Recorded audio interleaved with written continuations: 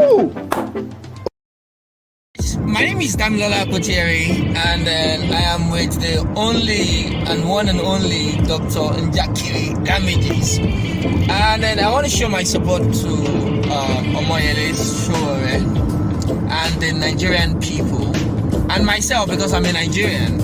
I want to say that we need to fight for what is ours, and Nigeria is ours. We need to take Nigeria back. My friend gave me my rings. Alright, people, all the way from where, how do we start again? So, my name is Damilola Kotieri. I'm here to introduce to you Dr. Njakiri Damages! Revolution mood.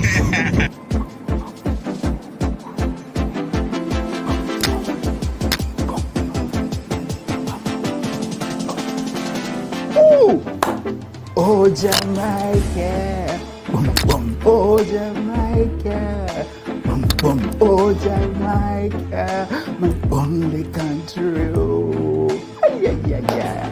Playback Nigeria, with the support of Comedy Sports Portland, USA, Imaginary Table Canada, and Organizational Theatre India, wants to take your children aged 7 to 17 years on a trip to Jamaica this summer. This is a wonderful opportunity for you and your child to visit the Caribbean island of Jamaica as part of the International Children Theatre and Leadership Camp 2022. Oh man, I wish I'm a child. This boot camp is themed Belongings and will be for 10 days from August 4th to 14th, 2022. The International Children's Theatre and Leadership Camp is a multicultural artistic leadership theatre and adventurous gathering, and is open to children from all over, everywhere. Don't you want your child to be there? Children participants will be exposed to creative learning and receive mentorship in playback theatre and improvisational theatre. Amazing! They will be visiting exciting places in Kingston, Jamaica. Oh man, I want to see where Bob Marley was born and be part of a rich cultural exchange. Now, they will learn teamwork, attend master classes, and participate in plays, dance, witness shows. In today's interconnected world, exposure makes all the difference. Children with a history of travel navigate the world a lot easier. It adds to their recognition as leaders anywhere in the world. Yes, I know, that's how I ended up here. The spots are limited, so hurry and register. Some slots are open to parents of children attending. So you are allowed to also go on the trip with your children if you want to. Now, the parents will also have a couple of corporate training sessions that can be applied to their business and work life. I'm thinking I might go, because for the camp is 2,800 per person. It covers hostel accommodation, 3 meals, excursions, tours, camp classes, and theater training, land transportation, and other costs. Isn't that wonderful? It's wonderful, reasonable. Participants traveling from Nigeria who need a visa, that's very important, will be assisted in getting a Jamaican visa with the help of the organizers at no extra cost. Other participants will have a letter to apply for their visa in their home country. These people are very good. Schools, groups, and parents are responsible for other costs relating to travel, including international passport, air tickets, transit visa where applicable. Yeah, of course. COVID-19 tests, pocket money, and that's very important, and medical insurance. Now, to confirm that you've registered, you are to pay a deposit of 300 administrative fee. Yeah, this payment is non-refundable as it will be used to process your invitation letter and book your accommodation. Balance payments can be paid in installments and are due after visa is issued. Reasonable. Now, because you know me, Dr. Damages Show is giving out $100 discount to anyone that will register between now and 31st of May. All you need to do is to pay your $300 non-refundable deposit. Pay an additional $1,000 fee for the camp using the code Dr. Damages in your description. Send proof to drdamages@gmail.com and we will facilitate your $100 discount to be deducted from your balance. Yes, they will remove $100 because you know me. Remember, you must have paid your initial deposit of $300 by 31st of May for this to work, for me to dash you $100. Note that you will have to submit all the required documentations by the embassy, such as a statement of account, a consent letter from parents that are not going with their children, a letter of invitation from school, or the documents listed in the brochure. And the embassy, check their website. It's all there. So for more information, more details, send a WhatsApp message to 234-907-2808091 or email office@playbacknigeria.com. Don't miss this opportunity. It's a wonderful opportunity for you and your children. And when you come back, tell me how you enjoyed it. I'll put you on the show. Yeah, maybe. Corruption, impunity, and lack of accountability are responsible for Nigeria's underdevelopment. As citizens, we have a duty to report wrongdoings that endanger the well-being of the society. See something, say something. Blow the whistle today. Report corruption and other wrongdoings confidently and anonymously.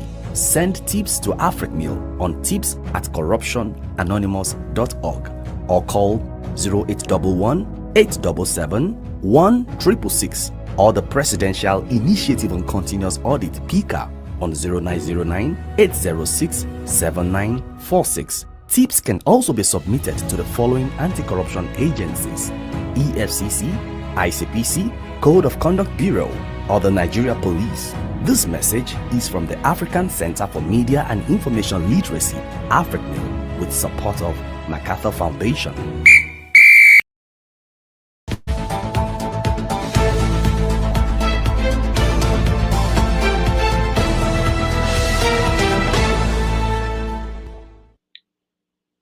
Hello, welcome. Today is June 22nd, 2022. My name is Rodolfo Okonkwo. Welcome to Have Your Say. This is the program that we created for you to have your say on any issue that is something important to you. And today we are really talking about the beginning. A study carried out in South Africa found out that 52% of African youths, young people in Africa between the ages of 18 and 20, want to leave, 24, they want to leave Africa. 52% of them said they want to leave, they want to relocate. And that raises a question, which they ask most of the time. Oh, I want to leave. Do I go to the US or do I go to Canada or should I go to Europe? Some people go to as far as Asia. So we want to look at that, have that discussion, where to go to and what are the advantages of each place. We can't really stop anybody from leaving Africa. People have various reasons for leaving. In fact, some of the reasons they mentioned, they actually talked to Nigerian young people in Nigeria between the ages of 18 and 24. And the main reason they gave was insecurity. How do you blame them? How do you blame anybody who wants to leave? But there are so many questions about leaving Africa, and we want to hear from people who have left, people like us, and people like some of the guests that we have today. So I'm going to bring them up, and then this will be a very interesting show for people who are in Africa who are interested in living, They will have an opportunity to hear from people who left and what the experiences have been like. So joining us on the show are the usual people that you all are familiar with. We hope to talk to experts too. There are people whose job is to be consultants, to be people who lead people to Canada and to other countries. But let's start with the people we have. Welcome to the show, Raf. Raf, how are you doing? I'm doing well. How you doing, my people? Good. Jude, welcome to the show. How are you? How's everybody? Good to see you. Nice to see you guys. Neka, welcome to the show. Thank you for having me. Yeah, Neka is a little bit under the weather. I've seen Neka. Yeah, but we if she can, we want to hear her voice on this important discussion. So if you want to join us, of course, you know how to. You can click on the link. I'm going to share the link now. You join us. if you have a story how you came to America, and what it is like for you, or wherever in the world you're joining us. Let me start with you, Nick. I know that I know that Ladies first. you'll be, yeah, not just that. I think I don't know about you, Jude or Ralph. Nick has been here longer than some of us.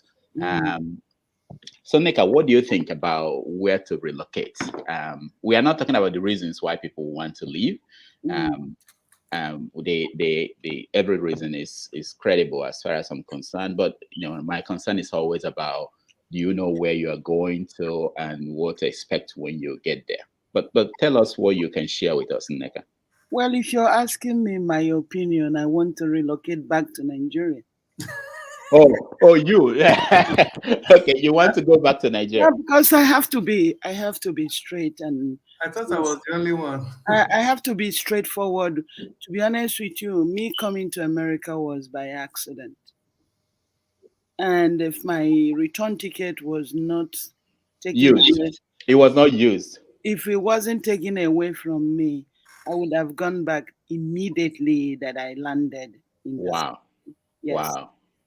And since then, every time that I visit Nigeria, I always try to tell people the truth.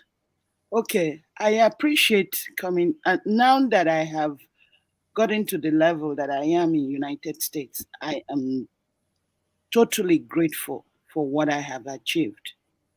I think I would say for me, my greatest achievement in coming to this America started in 1986 when I became a Buddhist, because it changed the way I think and the way I look at things. So I would say with every other thing that I have achieved in United States, that was my greatest achievement. And that's one thing that gives me the courage. I want to go back to Nigeria. I believe in Nigeria, no matter what. If I reincarnate into this world again, I want to be a Nigerian. And I'm looking forward that Nigeria will definitely be good. That it, regardless, because as they say that the lotus flower grows from the mud. All these problems that we have in Nigeria, if only people are going to change their mindset, things will definitely be good. But then to get people to do that is difficult. So that's why we're going through what we are going through. So if anybody in Nigeria today, even some of my siblings that I talk to or friends that I talk to over there, I always say to them, Nigeria is going to be better. And at sometime in one of these your shows, I have said, one thing that I pray for is just light. Just give me light. If you give me light, I'm going to go back to Nigeria in a second.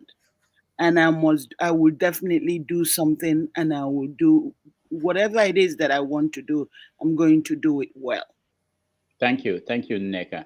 Interesting. Let me just tell a personal story before we continue. When I was leaving Nigeria, I met somebody who was in the plane with me, and he said he was looking forward to coming back to Nigeria. And I looked at him like, what are you talking about? I'm leaving. People are leaving and you're talking about coming back. So I understand how you feel, but I know that the young people who spoke to this during this survey, they all know that they know that they will say the same thing I said to that guy in the plane. Why are you talking about coming back to this place? All right, so let's hear other people's view, and then we'll continue. Welcome to the show, Dr. Dixon. Thank you. And Jibril, welcome to the show.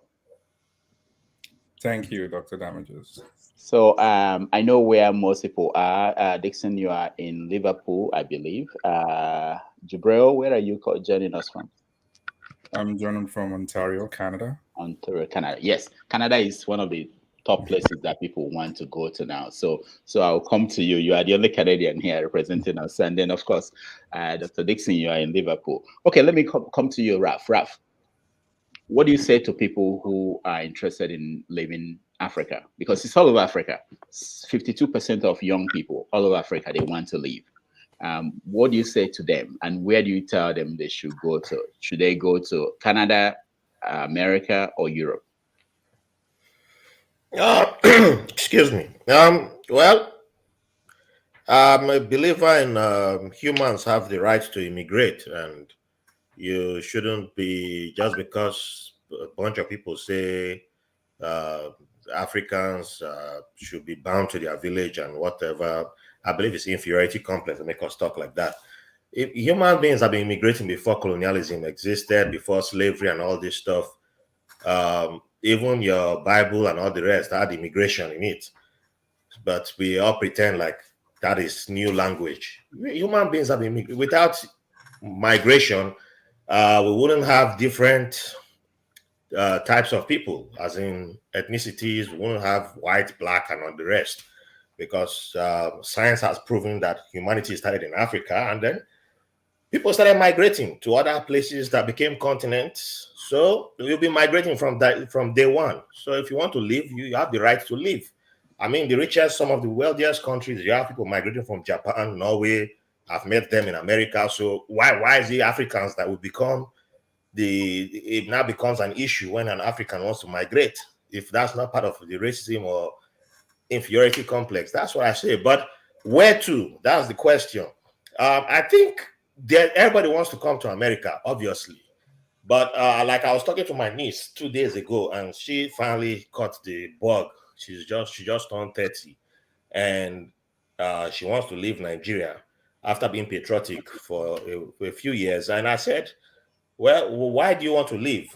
What is your reason? She got a degree in biotech from Kwame Nkrumah University in Ghana about 4 or 5 years ago, but she can't use it.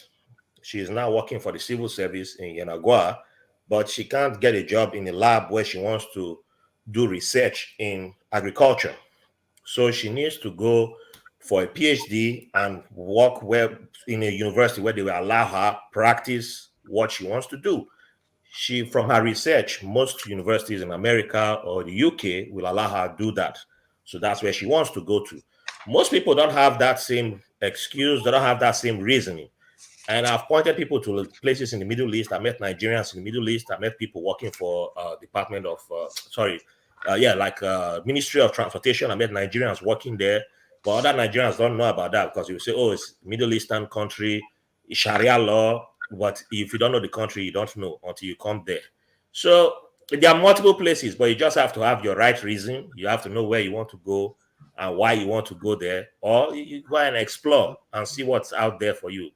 Final example I will give: there's somebody I know here in Germany, because I'm still in Germany. Oh, you're still in Germany? And, yeah, I'll be back this weekend.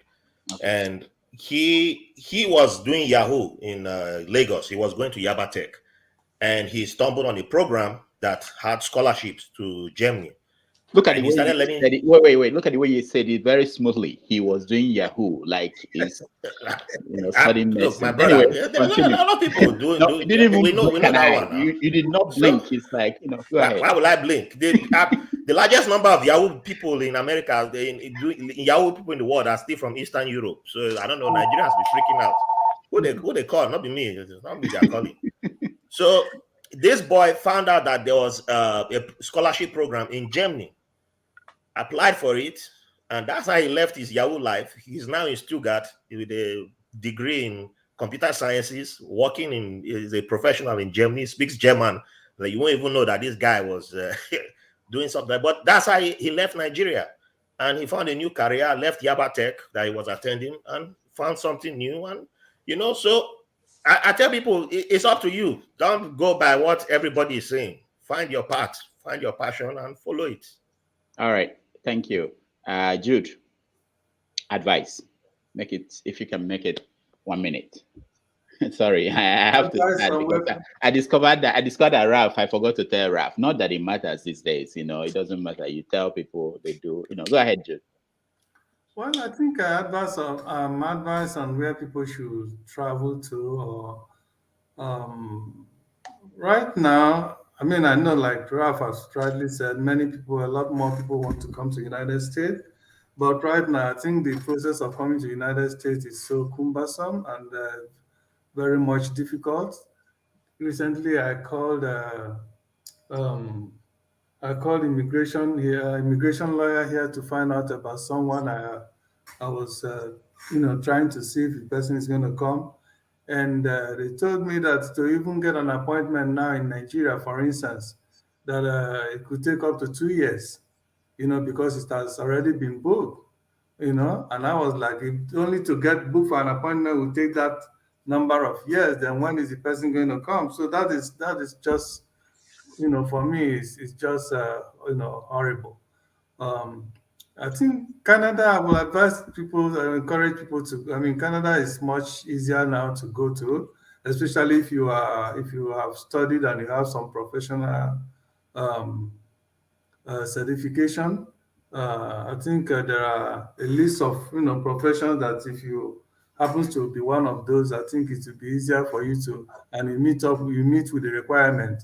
It is easier for you to get a Canadian visa and residency than here in United States. London is also a place. It's also okay. It's much easier compared to America. I know many people also want to go to Britain. Um, but I think Canada, I would say, is for me, I think it's probably the best option right now. Reason being that uh, they are more immigration friendly.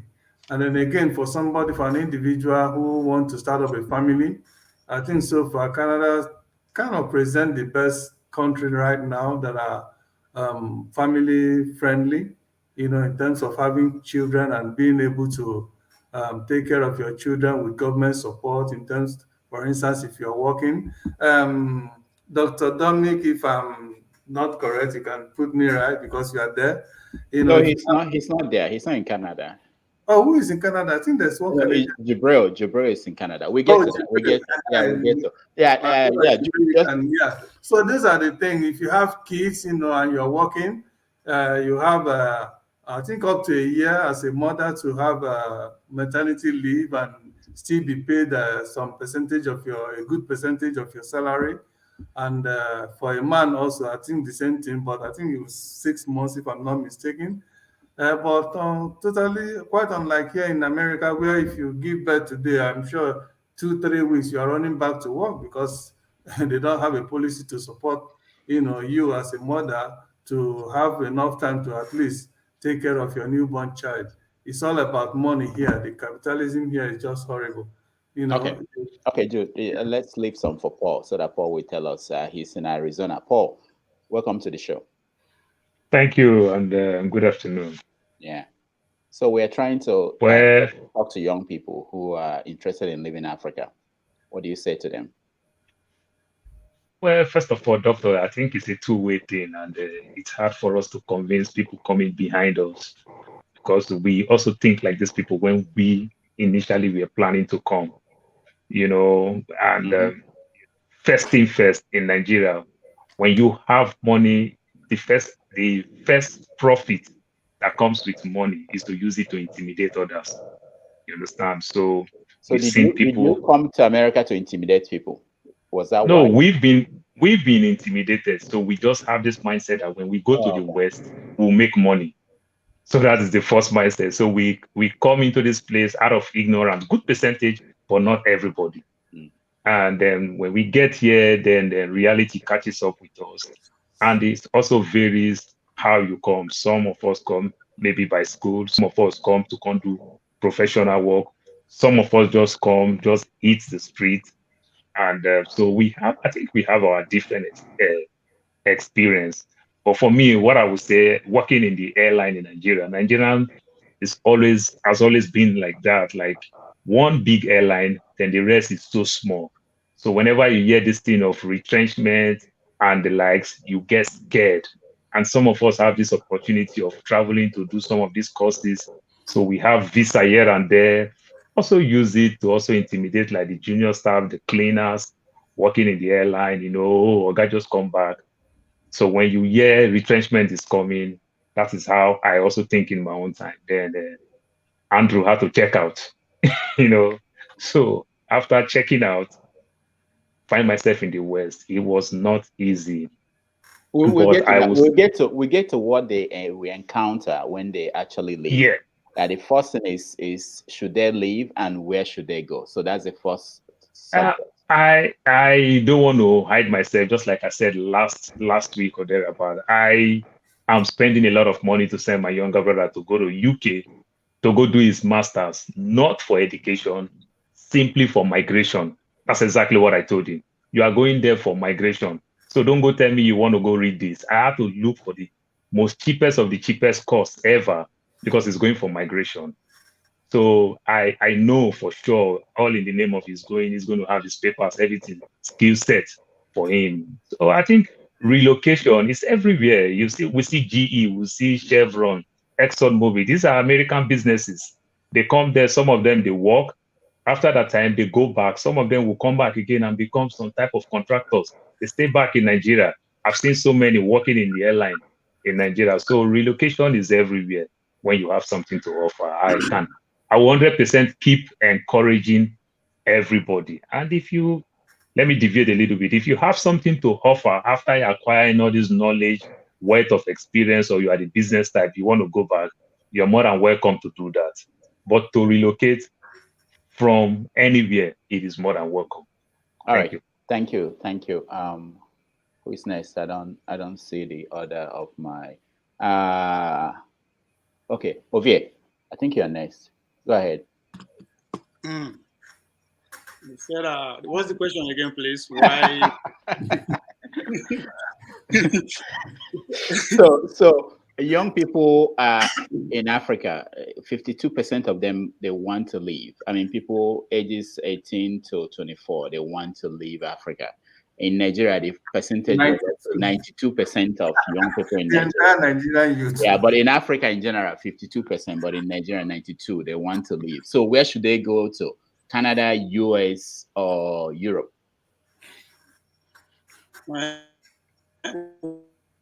First thing first, human being are not meant to be static in one place. We are meant to move around. We are meant to be moving around. That's the nature of human. But economic-wise, we need to now they make us in one place. But among these three countries, I think, as we speak today, America is still at the top.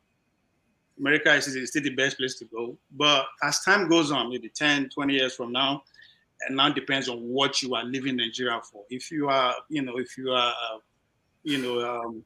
internet stuff, I mean, IT, all this AI, stuff that are coming out, robotic and all that. I think Canada is next, is the way to go in the future. I don't encourage anybody to go to Europe to stay, go for vacation. But there's nothing there's nothing that Europe can actually offer you that is going to trump that of America or Canada. So America, you can never be bored. That's one thing, and I think it's the fountain of knowledge too. You don't even have to go into the 4 walls of the university in America for you to be well educated and vast in whatever you want to do. So yes, America is still Trump, as far as I'm concerned. All right, thank you. Let's go to Europe. Dr. Dixon, did you see how Ovie just trashed Europe? I don't think it's right. What do you say? I used to live in Europe, by the way. I don't want to pick a fight with him because I completely disagree with him. He has his own view to share and is entitled to it. I think for me, the most important thing is to ask yourself, why are you migrating? Everywhere is good. And I think the major reason why people are migrating is they're looking for a greener pasture for one reason or the other. So they're looking is it Charles that said, my brother in Germany, he said migration should be encouraged. People should be able to make their choices. There's a lot of things that you want to do in Europe and you feel like it's better. Like I appreciate what Jude said. Jude said it's becoming more difficult for you to get into America. But it's becoming much more easier for you to come into UK now because the UK is open, especially for academic reasons. If you are coming to do a master's and you have enough evidence to show you have the financial standing to be able to do that, you are given a visa to come with your family. For those who want to migrate because the difficulty of situation in Africa is becoming unbearable for them. So I think for me, whatever you are led to do, as many as are led by the Spirit of God, the Bible said are the sons of God. So if you are led to come to America, please come. If you are led to come to Canada, please go to Canada. If you are late to come to UK, come to UK. If you have good intentions for coming and you are convinced of why you want to come, why not? Just come. Because what we are looking for, in Africa, they say when a woman marries two husbands, you will know which one is better. Some people are two people were discussing sometime, and the person that is in the West was asking the person from Africa not to come, that is tough in the West. And the person in Africa said, why you not come back home? All this time it's tough in the West, it's tough in the West. Why don't you come back home if it's tough? So the reality is that if you are led to go to America, please go. If you are led to go to Canada, please go. If you are led to go to Europe, please go. Have a good intention for your going. It can be academic, it may be relocation, whatever it is. Also, advice will be choose the kind of, if you are going there, choose the kind of skill that you want to go with. Especially for now, my recommendation, one of the good areas of interest that will be good to drive somebody to any of this location is to be in the medical field. If you have opportunity to be in the medical field, it's good for you to go to any of these places and you have a better reward for your skill. So for me, it doesn't matter. Anywhere is good. Thank you. Thank you so much. Let's go to Jibril. You are in Canada, the happening city or say country. Tell us what is. I know that most people in Canada, they are familiar with America. What is so good? I've never been to Canada, which is a surprise. But tell us why Canada? Why Canada is better than America? Okay. First, thank you for letting me in here. I've been a fan for a while. Thank you. All right. So yeah, I actually just migrated to Canada 2020 from Columbus, Ohio. From Ohio. Oh, this is interesting. Very good. So I like that when people leave America to go to Canada. What is the thinking behind that? I actually went to America for school for my master's, and when I completed that after 3 years plus working, I moved legally to Canada through express entry and things like that. So that really worked out. So what I would recommend is, if you have plans to move to, say you want to go abroad or you want to jackpot, quote unquote, yeah, just make plans really. If you go to the US and you find out that the immigration laws are very strict, yeah, it's not convenient for you to stay there legally. Make plans to go to other countries like Canada that are less strict, especially youth skills in school. Like I said, I went through express entry. There are lots of graduates in Nigeria, plenty, with similar qualifications like me that can do that. So it's like helping millions of families, essentially, if you should do that. So yeah, make plans really. You can go to other countries. The only one I know really is Canada. I heard Australia has something as similar as Canada too, but for school, as I'm stressing the graduate part because we have NYSC batch A, batch B, batch C, batch Z coming out every time, and hey, they're all pumping out with no jobs. I've been there. I spent 25 years of my life in Nigeria, nothing to show for it. So you just realize that there is no special power. It's just a working system, and you find yourself in. But now that you're in Canada, what differences did you notice between Canada and America? Canada. Apart from the guns, what else? I mean, the guns didn't really affect me or anything. I never had any issue like that. But yeah, but for Canada, I would say Canada has it's similar to US, but of course, US has more market for employment and things like that. But Canada has more family oriented, like Jude mentioned. You can raise, I think it's less noisy compared to US to raise family. So of course, it's in certain cities. So if you go to Toronto, it will be like New York. You probably don't want to raise kids in New York, but so things like that.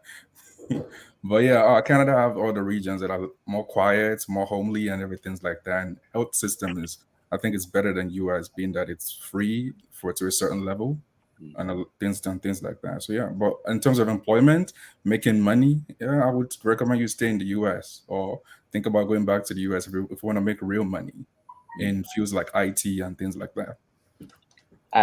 Someone wrote a comment, said Canada is too cold for me.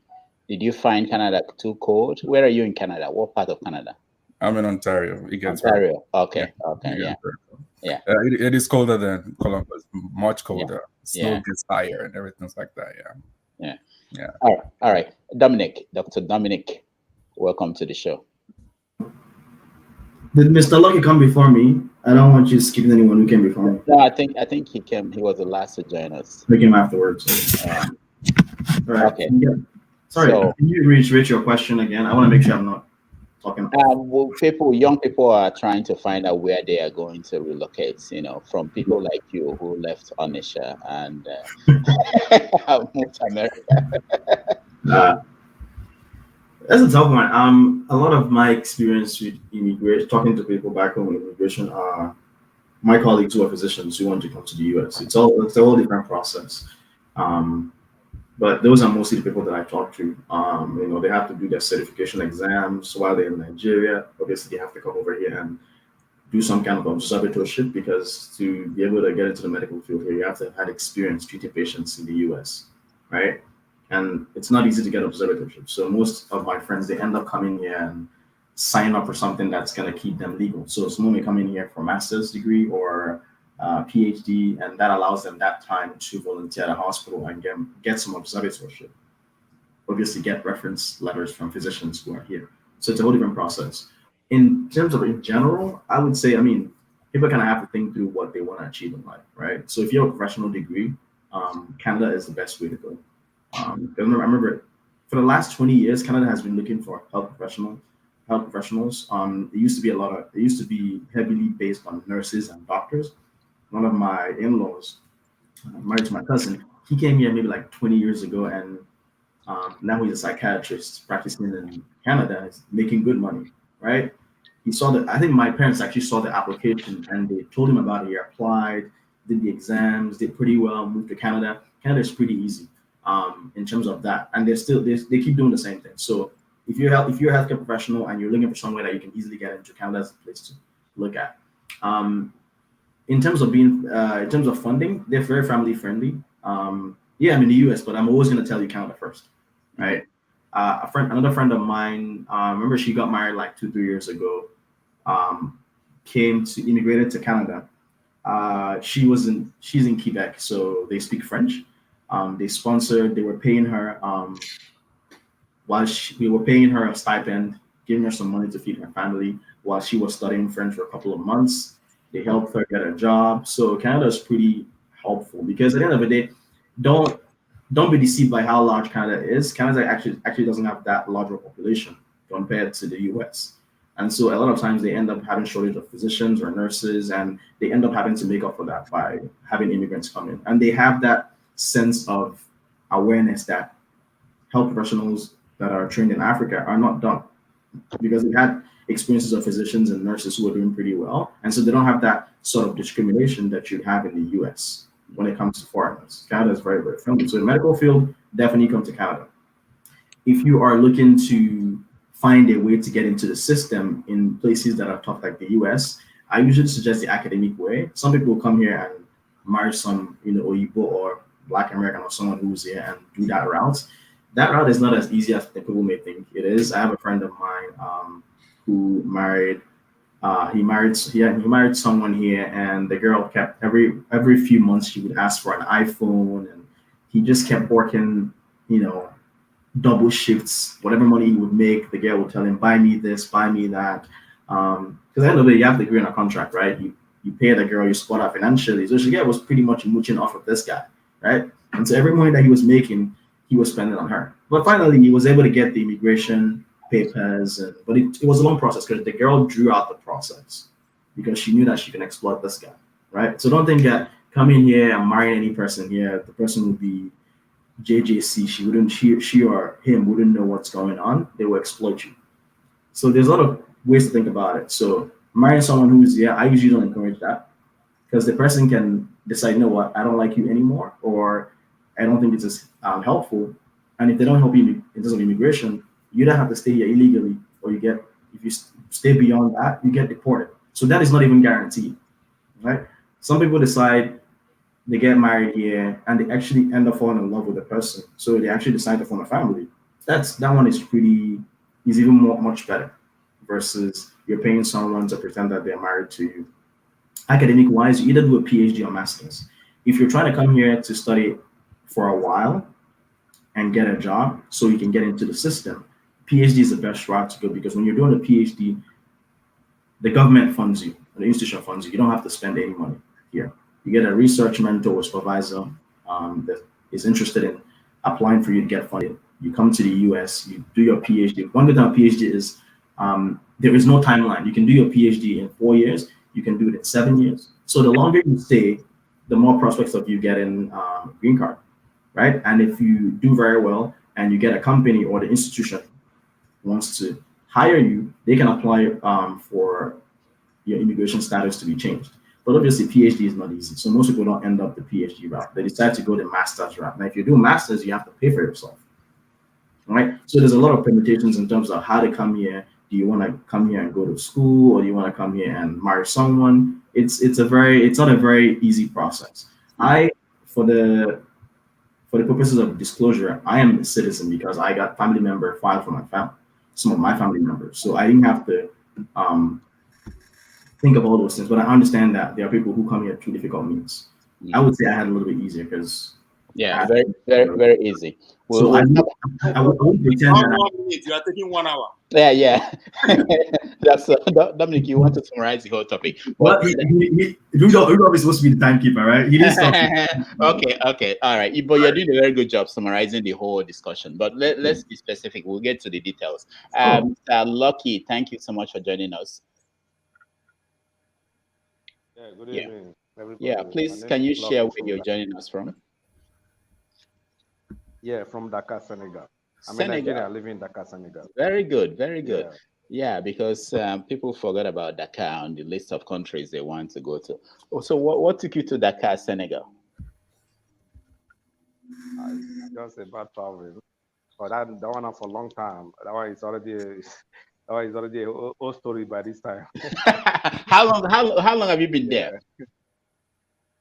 Almost 11 years now. 11 years. Oh, Okay. wow. Are you settled, or are you still looking for where else to go to? No. I'm already settled. You are settled. Even my So son just entered Canada. My son just entered Canada. Your son went to Canada. Very interesting. So now that your son is in Canada, are you, if he invites you, or will you move with him? Are you thinking about that? Yeah, but he's a student. He just finished the exam yesterday. Okay. You know, he's telling me now that he's going to start another one. Whether it's I just discussed with him just now. Yeah. But he's trying to remember me that you have another school fees to pay. Whether Okay. it's August, whether just now. Okay. But, just a newcomer. You don't know anything about the city, nobody understand the system about that place, you know. And when you sent him to, let me ask you, Mr. Lucky, when you sent him to Canada, what's the goal? Do you plan that he should stay after school? Not through school. He's already a student now. He's living. He's already started. Yeah, I know. Already going. I know. I'm saying long-term goal. Do you plan that he should come back, or that he should stay in Canada? As Nigeria big today, even my daughter, I remember my senior daughter is there now. I'm not happy. Every day I must make sure how you look like, what is happening there. You know, the prayer point is different between Canada and Nigeria. I better stay there because so I can live longer. Now, thank you so much. Let's talk about the implication. Anybody can pick this up. You know, what are the implications of this? Most of you, I know I have so many friends who left with this idea that they will come back. I'm going to come back in 10 years. I'll come back, and they haven't gone back.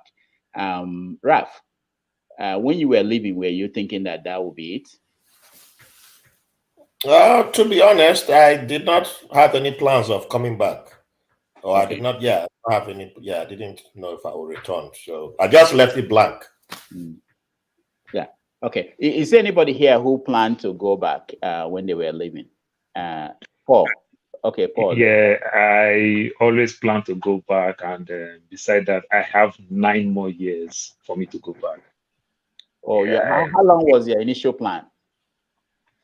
Yeah, my initial plan was to stay in America for 4 to 5 years, And though to relocate from America to UAE or Qatar, because I was working in the airline. So working in the airline, some of my colleagues, they left for America when they got the American papers as in US citizen. They moved to UAE. They are killing it. The money is something else. So they get this job in Emirates or Qatar Airline as an American. So they make good money. So this is my long-term plan that I will come to America, become a citizen, then apply for a job in UAE. But fast forward now, Cole can't catch me for JFK. I go bomb picking. My baggage got tight. So that's how my plan had to go for that. Nobody want to go to UAE. Nobody. Everybody just believe America, America, America. So it affects me, my plans and everything. But I'm still planning squarely up to my travel, up to this year that I travel to Nigeria. And I'm going back to Nigeria. Ovie. Okay. Oh, sorry, Jude. Let me. Okay. Yeah. Okay, Jude, go ahead.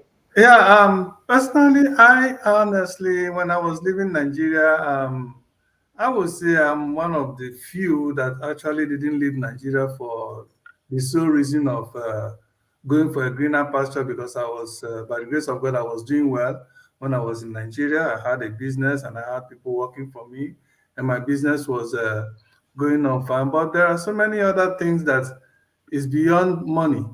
Okay, you're a situation where you struggle to do almost everything, struggle to get almost everything.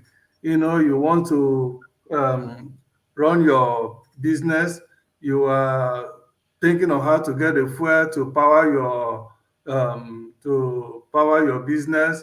You have to sleep in a gas station in order to get a fuel to put in your generator to run your business. And I was into design and printing.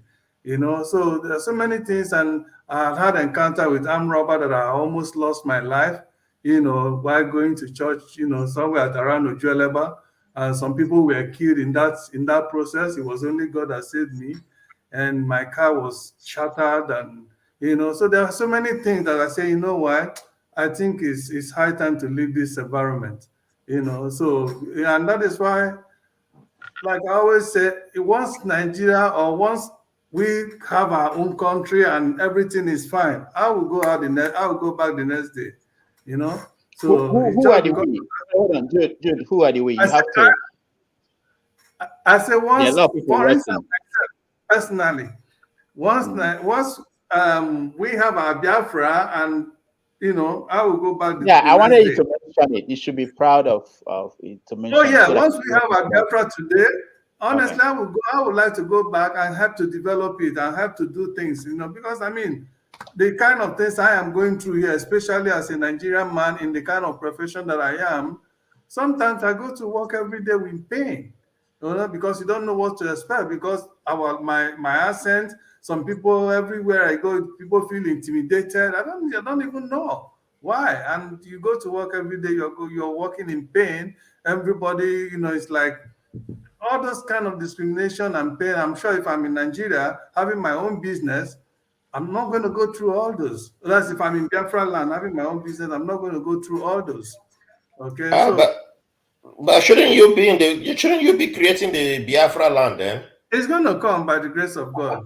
Okay, hold on. I hope we don't get derailed from this conversation. No, we're not. I'm not going apart from the question he asked. I'm not going to allow that. I'm not going to allow that. Okay, so you were planning to go back. I know you came here. Where are the women? Oh, Mrs. Neck, I see. Only Neck, I see. I know she's here. Yeah. I've never left. Yeah, I've never left. Growing up as a child, I never dreamed I go travel, being a local champion. I've been village boy, even up to today. I'm going back to Nigeria, go my village. But Nigeria happened to me, not in a bad way initially, in a good way. Nigeria provided a platform for me, which is athletics, and I took advantage of that. So the first time I left Nigeria, I was 17 years old, and the first place that athletics took me to was Qatar. So I've left all the time. I've been to so many countries, lived in so many countries, was due to the federal government that is taking me around because of my. So when I decided it's time to go to school, that's my first time after I attended the embassy. Went to US embassy, then got my student visa to come. After I always go back home every 5 or 6 months. I'm pretty much every holiday until I lost my mom. When I lost my mom, I was like, nothing makes sense to me again. I said, okay, since I love the nomadic lifestyle, let me just continue to be travel up and down. So I came to America. Any day where America happened to me, I leave. Or any day where federal government call me and say, okay, you get appointment, I'll leave. So I'm not that's why I said I've never left. I'm always there. So pretty much 100% of my business that I do, I run them in Nigeria. So even though, so I live nomadic lifestyle, so I never really enjoy staying in one place.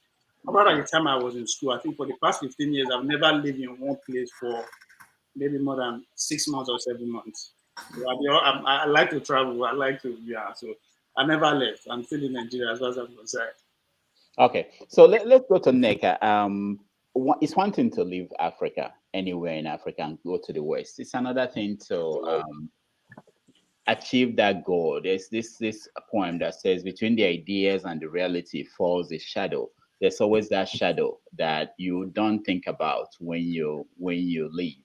Neka said previously that she discovered is it Buddhism? Neka, did I get it right? Yeah, I'm a Buddhist. Buddhist. Okay, Yeah. so that is what she got from being in America after Mhm. many years, and I'm assuming that when you say you want to go home, you want to take that home. Can you speak a little bit more about that? Again, I practice what Tina Turner practiced when she made the video, What's Love Got to Do with It? That was what she was portraying in that video.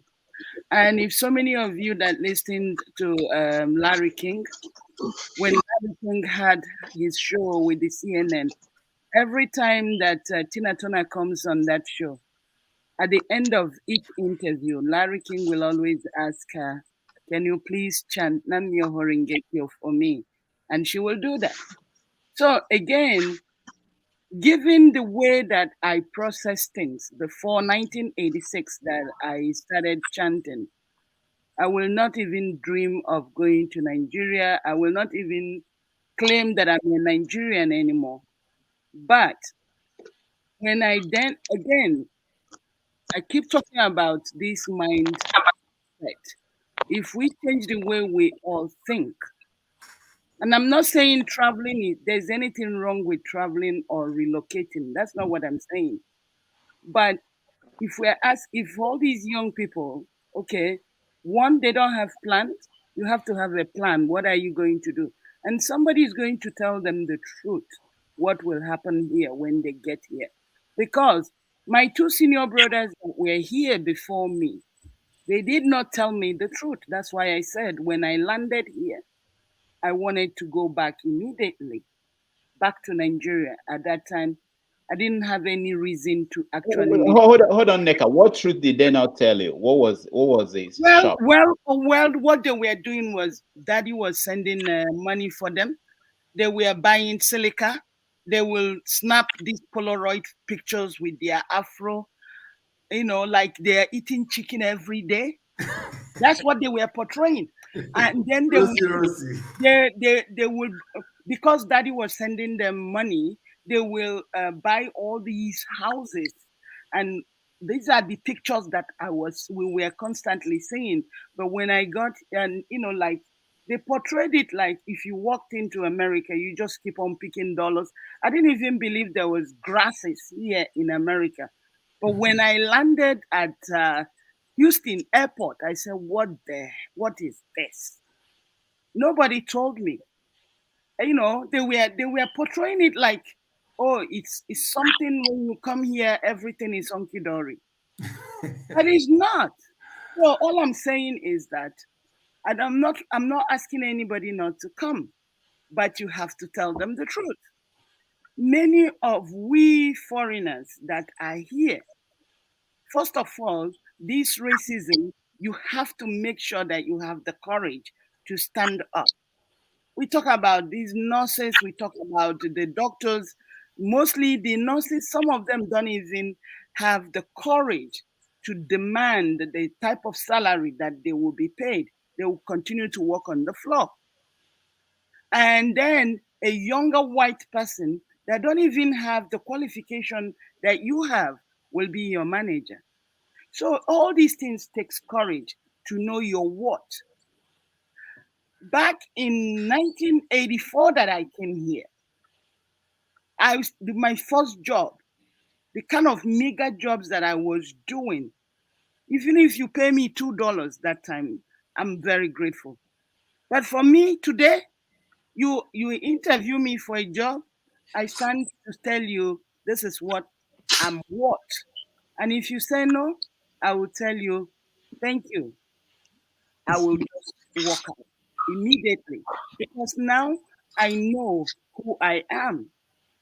So all I'm saying is that the topic on the table right now is because in Nigeria we are messing up things. We are all in it together, and we have to all fix it. But if we decide that if we decide that we don't want to fix it, I come over here, I bought a house, I'm paying for the house. I will never finish paying for it because even when you finish paying for the house, you continue to pay for the tax. Meanwhile, my father has thousands of houses in Nigeria, and my siblings that are in Nigeria, they don't pay a dime to live in a better house. I call this a carbon paper. That's what I'm paying for. All right. Thank you. One thing that I have to add, please, Damage. Okay. My knowledge that I have today, I really want to take it and help my people in Nigeria rather than using it here and they're not even appreciating it. That's why I really want to go back. If I start a business there, I'm going to do well. Thank I'm you. doing well here, though, because I have worked myself to do well here. But it wasn't easy. All right. If I go back to Nigeria, I will do marvelously well. Just give me light. Okay. Let me come to you there, Dr. Dixon. Is there any truth about life abroad that you didn't know about before you left? Or that people at home still do not know that you want them to know about? People who want to come outside of Africa? Well, when you are preparing to come to the West, I think we should be aware of the difference in values and the social system. One of my greatest challenge for a lot of us who are here, luckily enough, my children came in here when they already had enough a kind of input from Nigeria. And it's about raising children. Raising children in the West is pretty difficult. There's a lot of value system that they embrace in this place that's contrary from the where we are brought up in Africa, where we have respect, value for good living, and being able to, work hard for themselves and then follow the path that is pleasing to God and align with the good values of the society. When you bring children up in this place, or when the children are growing up in this place, you have a bigger task in your hand to be able to bring them up in the fear of the Lord, because they get carried away easily by the culture in this place, which is contrary to a typical culture of someone who is coming from Africa, where we know this is good, this is bad. You respect your parents, you respect the society in this way. You do this is not acceptable, this is acceptable. So when you come into the West, there's a whole lot of issue of right given to children, even the right to kill themselves and right to do anything they like that will harm them. So I think that's a major challenge with a lot of our people that are here in Europe. I have friends who are here who are complaining bitterly about raising their children up and how they are losing, touch of bringing their children up in a godly way or bringing their children up in an acceptable way, how we are brought up. So bringing up children is a lot difficult in the Western world, especially for somebody who is interested in making sure that he raises up children who are God-fearing and who will stand the value that we are trying to protect for our names and our family. So that's one of the major things I think is a challenge for anyone coming here, which you may not know until when you get to this place. Thank you so much. That's a very, very key point. Obaid, welcome to the show. Can you please tell us where you're joining us from? He's still muted. Okay. He's gone. You scared me away. I know. Some people don't know they're on air when they join them. All right, let me come to you, Dominic. There's something very important. We're talking about the challenges, and of course, we are also talking about implications of people living. I mean, we said we can't stop anybody from living. What are the implications, especially people in the medical profession, like your profession? I know that a lot of our doctors they're gone, and we don't have doctors at home. So what do you think will be the long-term implication of this? But before you answer that, there's something that personally I want to know. The way medicine is taught in Nigeria is different from the way it's taught here. One aspect that baffles everybody, and I think everybody, is patient's care. Here, a doctor will see you, a doctor will tell you something as simple as the medication they're giving you. In Nigeria, it's a big deal. In Nigeria, doctors don't treat their patients as human. Is that what they teach you guys in Nigeria? And how do you adjust when you come here? Why are doctors in Nigeria not as good as doctors here? Especially the same doctors, our own doctors. What is happening? I'm going to treat your second question, right? Yes.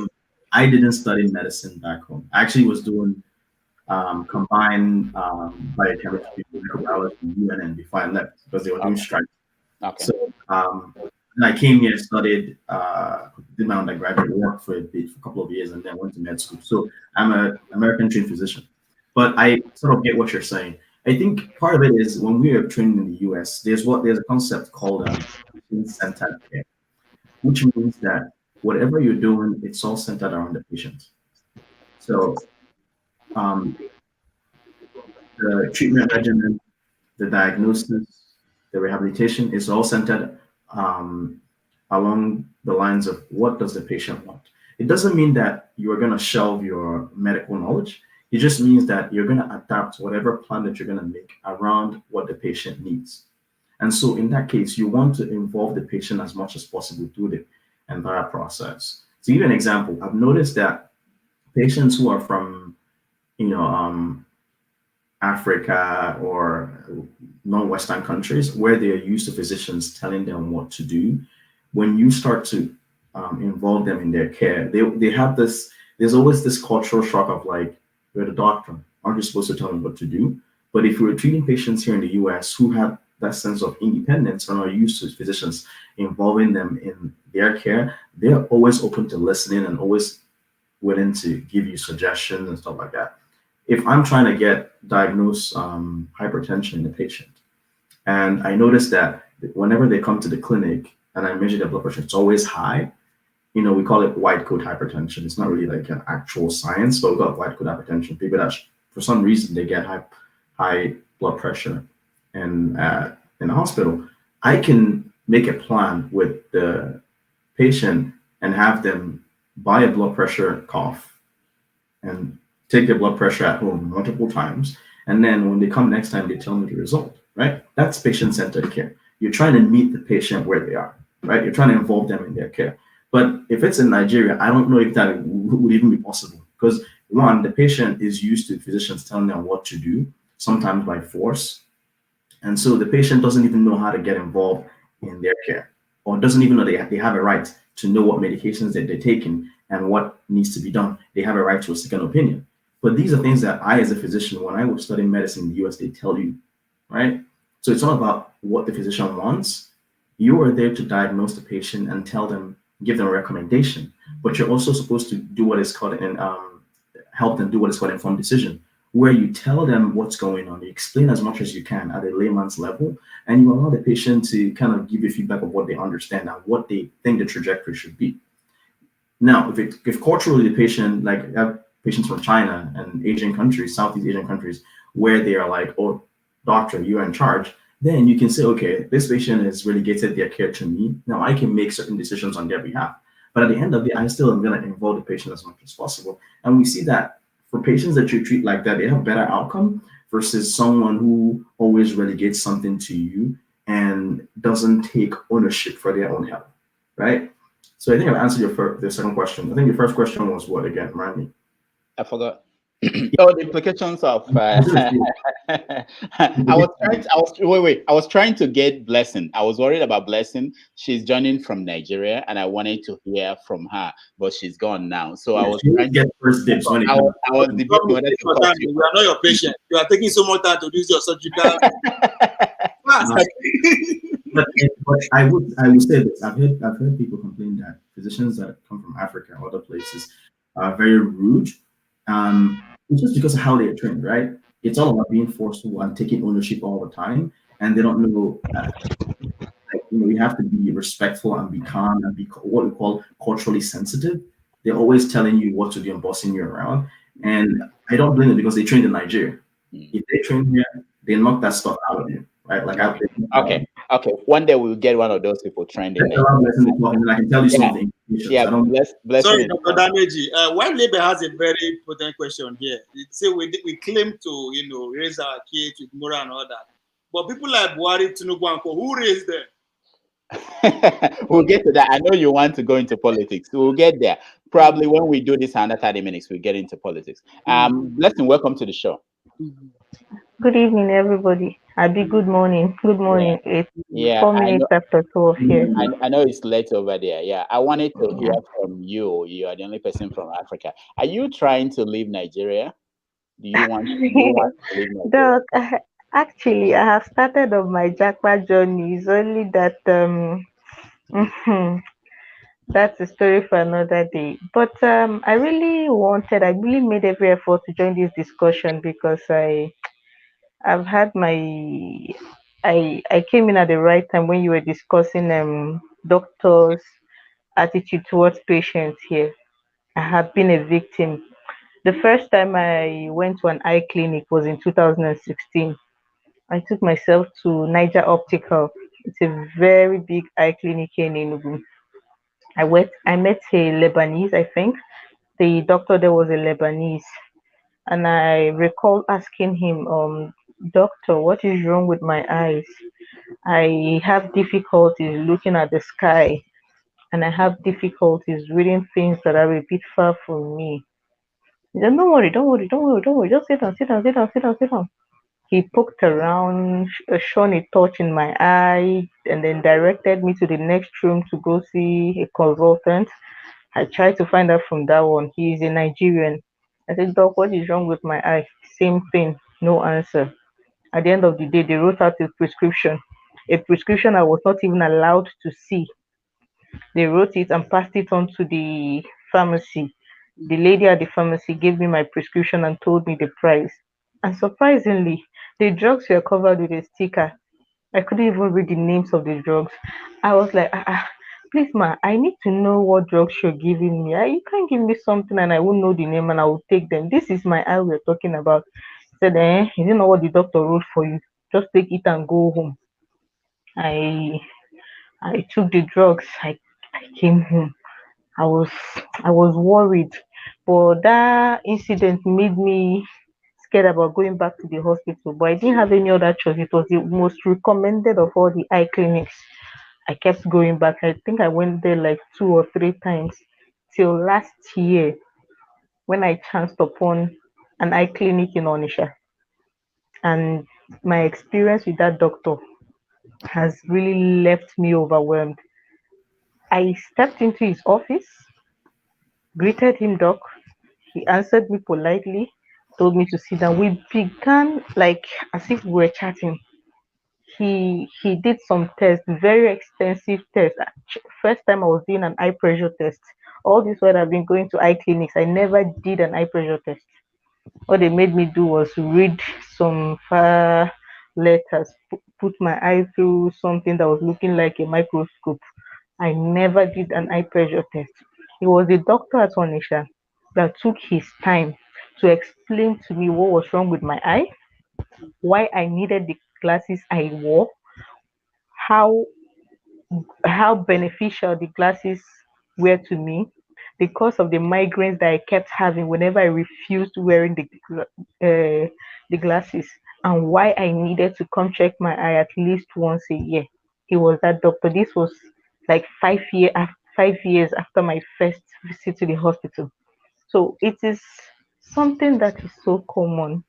Which Yes, doctor is it's this, if you don't mind sharing? Which eye sir. doctor? Is it Nigerian? Is this? The good doctor, the good natured doctor. His hospital is called Fit Eye Clinic. It's at DMGS roundabout, Onisha. You want to say the name, you can put it in our chat. Okay, I will do that. Okay. He took his time. He has, for the first time, I was listening to a doctor talk to me as if I was not a Downs. All the other ones treated you as if you don't know. What do you know? Do you know? Like, this is my eye. You can't give me something to put in my eye. You won't tell me what it is. I have a right to know. But he took his time. The drugs he gave me, they were not covered with stickers. I could see the names. I went online. I read about them. I could see he was giving me exactly what he explained, the symptoms he explained, the things he explained were happening to my eyes. He gave me drugs to arrest them, and my eyes were at least. In a few days' time, I'm going to take transport from Enugu and I'm going to go back to Onisha just because of just because a doctor took his time and treated me with a level of respect I've never experienced with a Nigerian doctor. I have never. They're always condescending. A good number of them are rude. I don't know why they're always angry. All right. So thank you so much for sharing this blessing. But now, can you tell us why you want? Is this why you want to leave Nigeria? I want to leave Nigeria because it's not me that spoiled Nigeria. Igbo people, yeah. Igbo people will say, "Obromo akoya bụ nwa ọ dị mma." It's not me that will die, that Nigeria will be better. I'm I am patriotic, quite all right, but no, I want more. I want. Where are you looking at going to? What country? I've heard so many good things about Canada. Although I hear they are lonely there, but I I hear they're lonely. But I don't mind the loneliness as long as I get to Jackpa. All right, thank you so much. Dr. Dameji, why don't you go to China? Yeah, nobody wrote China. I asked people. They didn't. Funny enough, my second option is South Korea. South Korea. Yeah. Okay. No, I think most of the countries that people preferred, I'm looking at that study, was as a result of, I think those people were from English-speaking countries. So they prefer countries where they don't have to deal with the language differences. I said that because the future is in China. Yeah, you're right. You're right. Let's hear from Obed. Obed, welcome to the show. Can you unmute yourself? We can't hear you.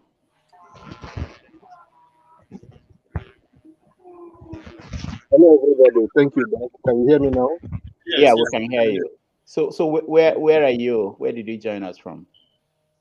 I'm joined from UAE, Dubai to be precise. UAE. Okay, very interesting. So let's hear the perspective from there. What took you to UAE? I would say for the reason I came to UAE, firstly, is for security. Because right there before my very eyes, a policeman had to shot my guy on the leg because he found a guy with dollars. This dollar in question, of course, I told him, before coming back from South Africa, you have to go to a person who will give you some clearance with which you will carry this dollar. Because we needed to go to Enugu from the village. I hail from Imo State, but we needed to go to Enugu to see the girlfriend. Now, ongoing, you know, he has this person he's afraid of. If I should leave my luggage here, I wouldn't know what will happen by the time I will be back. I don't know if I get it. Now, we decided to go with the bag. Of course, I reminded him, you must have to bring along with you whatever that is clearing this money that you are carrying. As if I knew what was going to happen. On coming to that UNR roundabout, we have to meet this passport when it was really hot in Nigeria. Now, they packed us, told him to, Your line is not very good, Obed. Can you speak up a little bit? okay, can you hear me better now? Okay, good. Yeah. Okay. Now, on reaching this police checkpoint, it was SAS people. They pulled us over and we packed. Where is your driving license? The guy presented his driving license. Who are you with? My friend, of course, a brother. The guy asked me to identify myself. Then I was still a student in UNN and the speaker of UNN. Okay. Now I identified myself. He was like, let me search your bag. I said, I think I have the right to search myself while you inspect whatever searching that is going on. He said, okay. So searching, I got to the envelope and put the envelope to my bag. He was like, what is the envelope for? I said, it has my currency, dollar. So he was like, dollar. I said, you cannot do this to me. From there, he started beating me. You know, my guy was like, why would you be beating this guy? What have you done? What offense did I commit? Why should I be carrying dollar, this and that? I said, the dollar you are seeing here, it has a receipt of how the transaction went and all of those. This is how they took us to the police station, you know, SAS control there. And we have to go there. It took us 20,000 naira to bail ourselves. Do you know what the superior told us? The superior was like, when you see somebody with gun, don't argue with them. Whatever they do, they are right at that point in time because they can kill you and close the case and nothing will happen. So seeing this, I was like, no, no, no, no, no, this country is not for me. And my dad would be like, most times, my dad was even the reason I started taking my type of haircut because it would be like, if you allow your hair to grow, you know you have this body, these people will see you and consider you a criminal. You can die at any time. You know, because of that reason, I said, I'm going to leave. At a point, it was so hot in Onisha. So I said, at least let me travel where you know that police don't have that right to harass you for whatever thing because camera is there to checkmate everybody in their actions. Of course, while I was trying to make my way here, my cousin, who was supposed to pick me from the airport, told me that UAE is hot now because they don't have job. You know, they don't want to give Nigerians job. Consequent upon what our people did here, that if I come, I will have to suffer. God so loving, I came here and met one nonsense Chinese job into farming, so to speak. I tried as much as possible to gather the information on whatever they are doing. Now, it is for me to have my computer to chat somebody, convince this person to. All right, Obed, I have to stop you. Your line is not very clear. I'm sorry, but I will come back again to you, okay, and see if it's going to be a little bit better. All right, so we've touched on some of the. I want to know. We touched on the reason why people are leaving, implications of that, the challenges. I know Dr. Dixon talked about raising kids. On this show, we talked about some of the challenges that people face when they leave their country. And what it means, and then of course what it means for the country where we all came from, wherever you are from. Okay, go ahead, Jude.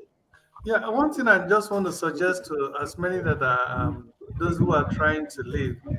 You see, when you have left and you have to definitely, if you want to continue with your education, whatever you're going to do, you may have to be required to translate your education, whatever level of education you have over there in Nigeria or wherever you are going.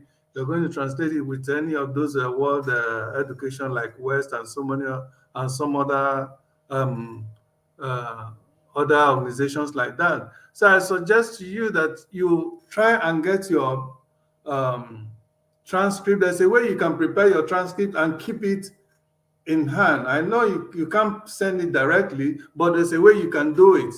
You know, if you want, you can contact. I'll let you know how you can do it, because when you get here, getting it from Nigeria, sending to your school to get your transcript is an uphill task. Sometimes you can stay 1 year, 2 years. You know how Nigerian factor is.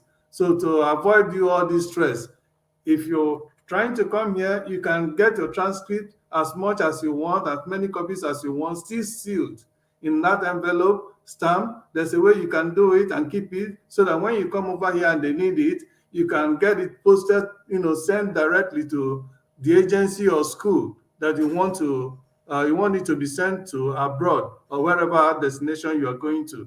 So that's another thing I want to point out, because many people have had so many stress getting their transcript from Nigeria to their school and stuff like that. Okay, thank you. They help me, Waka, and there's also global something services that can help you with that as well. Yeah, that can also help you with that. Yeah. Okay, Dixon, Dr. Dixon, unmute yourself. No, Dixon, you have to unmute yourself. Okay, hold on. Okay, go ahead. Electronically, you can actually give your ID to a new school, and they will just check your result. No more transcript electronically. Universities have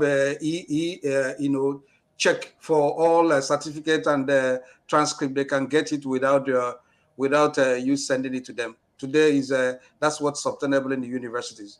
In Nigeria or in the UK? Yeah, from here they can get it in most of the Nigerians. Yes, Nigerian universities. I don't know that Nigeria has that now. Okay, that's interesting. Okay, all right. So, let me see.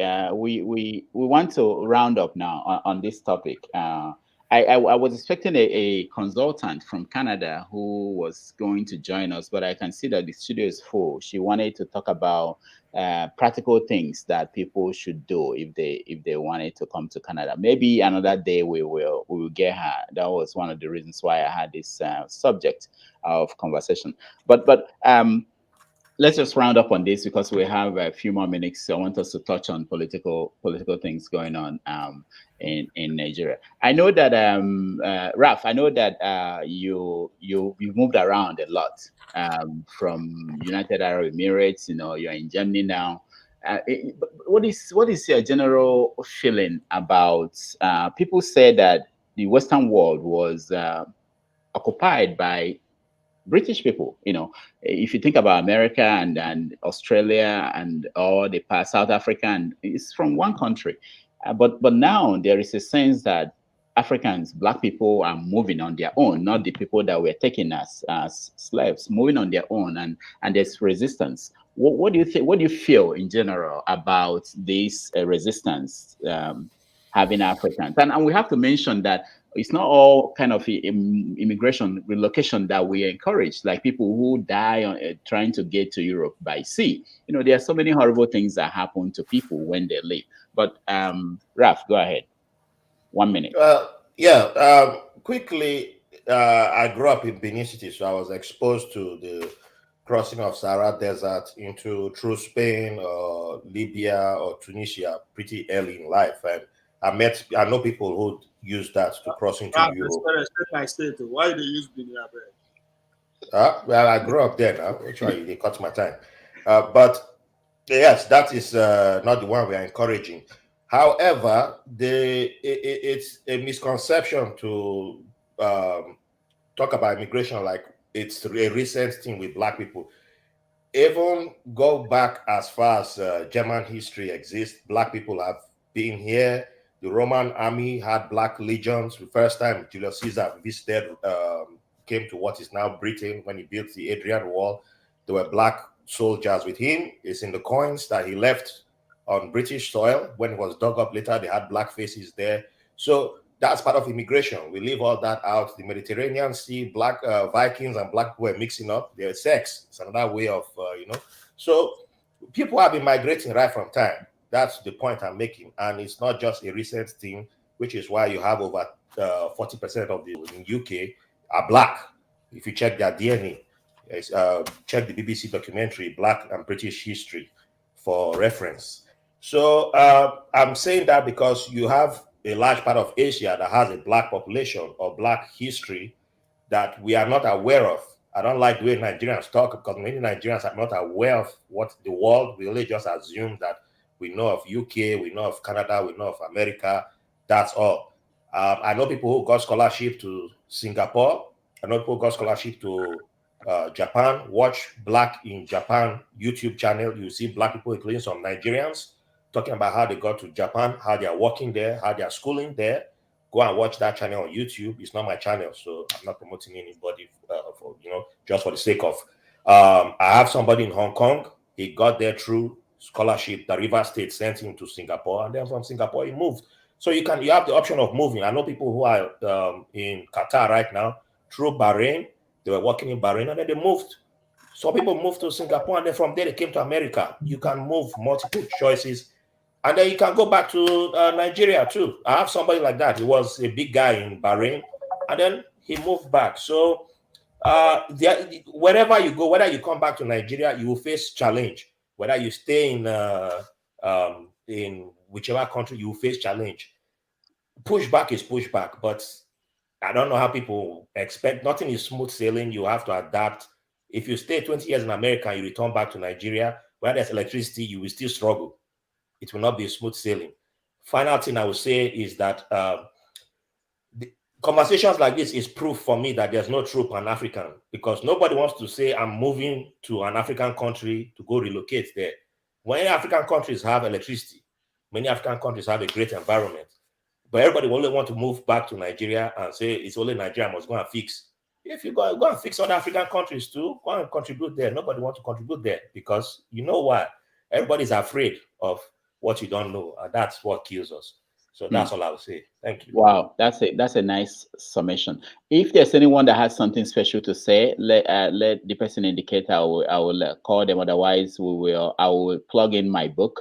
Ralph, you're reading it. You said you promised me that you're going to review it. Have you finished? Oh yeah, I finished it. Fantastic book.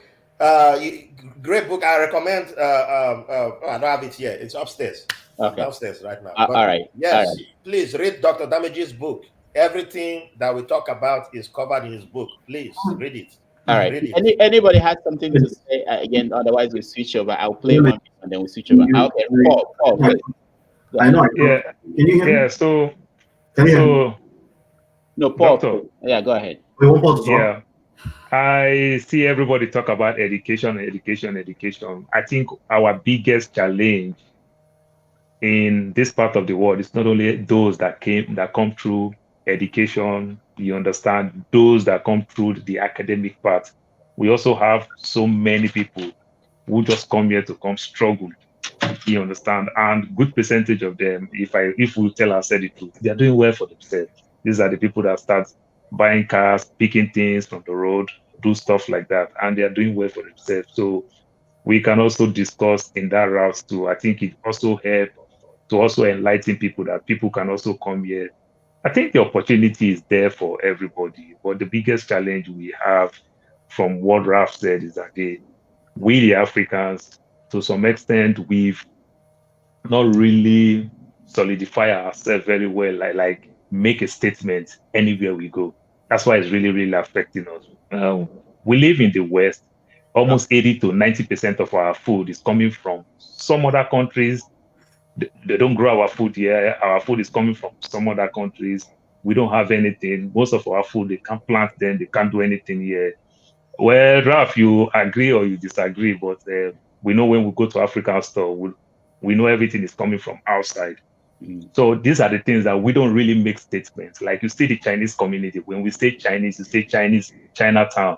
You see the Asians, the Indians, you see the Vietnamese, and everything. In Nigeria, you only hear one man is the managing director in West Fargo, is a big time doctor in Baptist Hospital. Paul. That's for another day, Paul. Yeah, Paul. Yeah, exactly. Paul, you touched on something for another day, which is some of the things that people that we eventually come here what they deal with. Let's go to Dr. Dixon. I'll come to everybody now. It looks like you are scared of racism or whatever. You need peace. Go to Qatar. Okay. Body will disturb you, religions or anything. You are safe. It might be boring because now just one city. That's Doha. That's it. It might be boring if it depends where they want but in terms of safety, racism, whatever, I think I recommend Qatar. Okay, thank you, Ovia. Dr. Dixon. Well, I would like to do this my parting comment before I leave so that other people can come in also and contribute, especially in politics. Basically, for me, I think there's a good reason why people can always migrate. Let people go to where they feel they're going to do better. No matter how many migration takes place, Nigeria will still remain. And I will always be those who are there to make things happen. And we can always support them wherever we are. One other thing I will advise is that wherever we are and wherever we have our people going to, let us make sure we represent our country with a positive action. Let's be that we are not dragging the name of our nation or the name of Africa to the mud.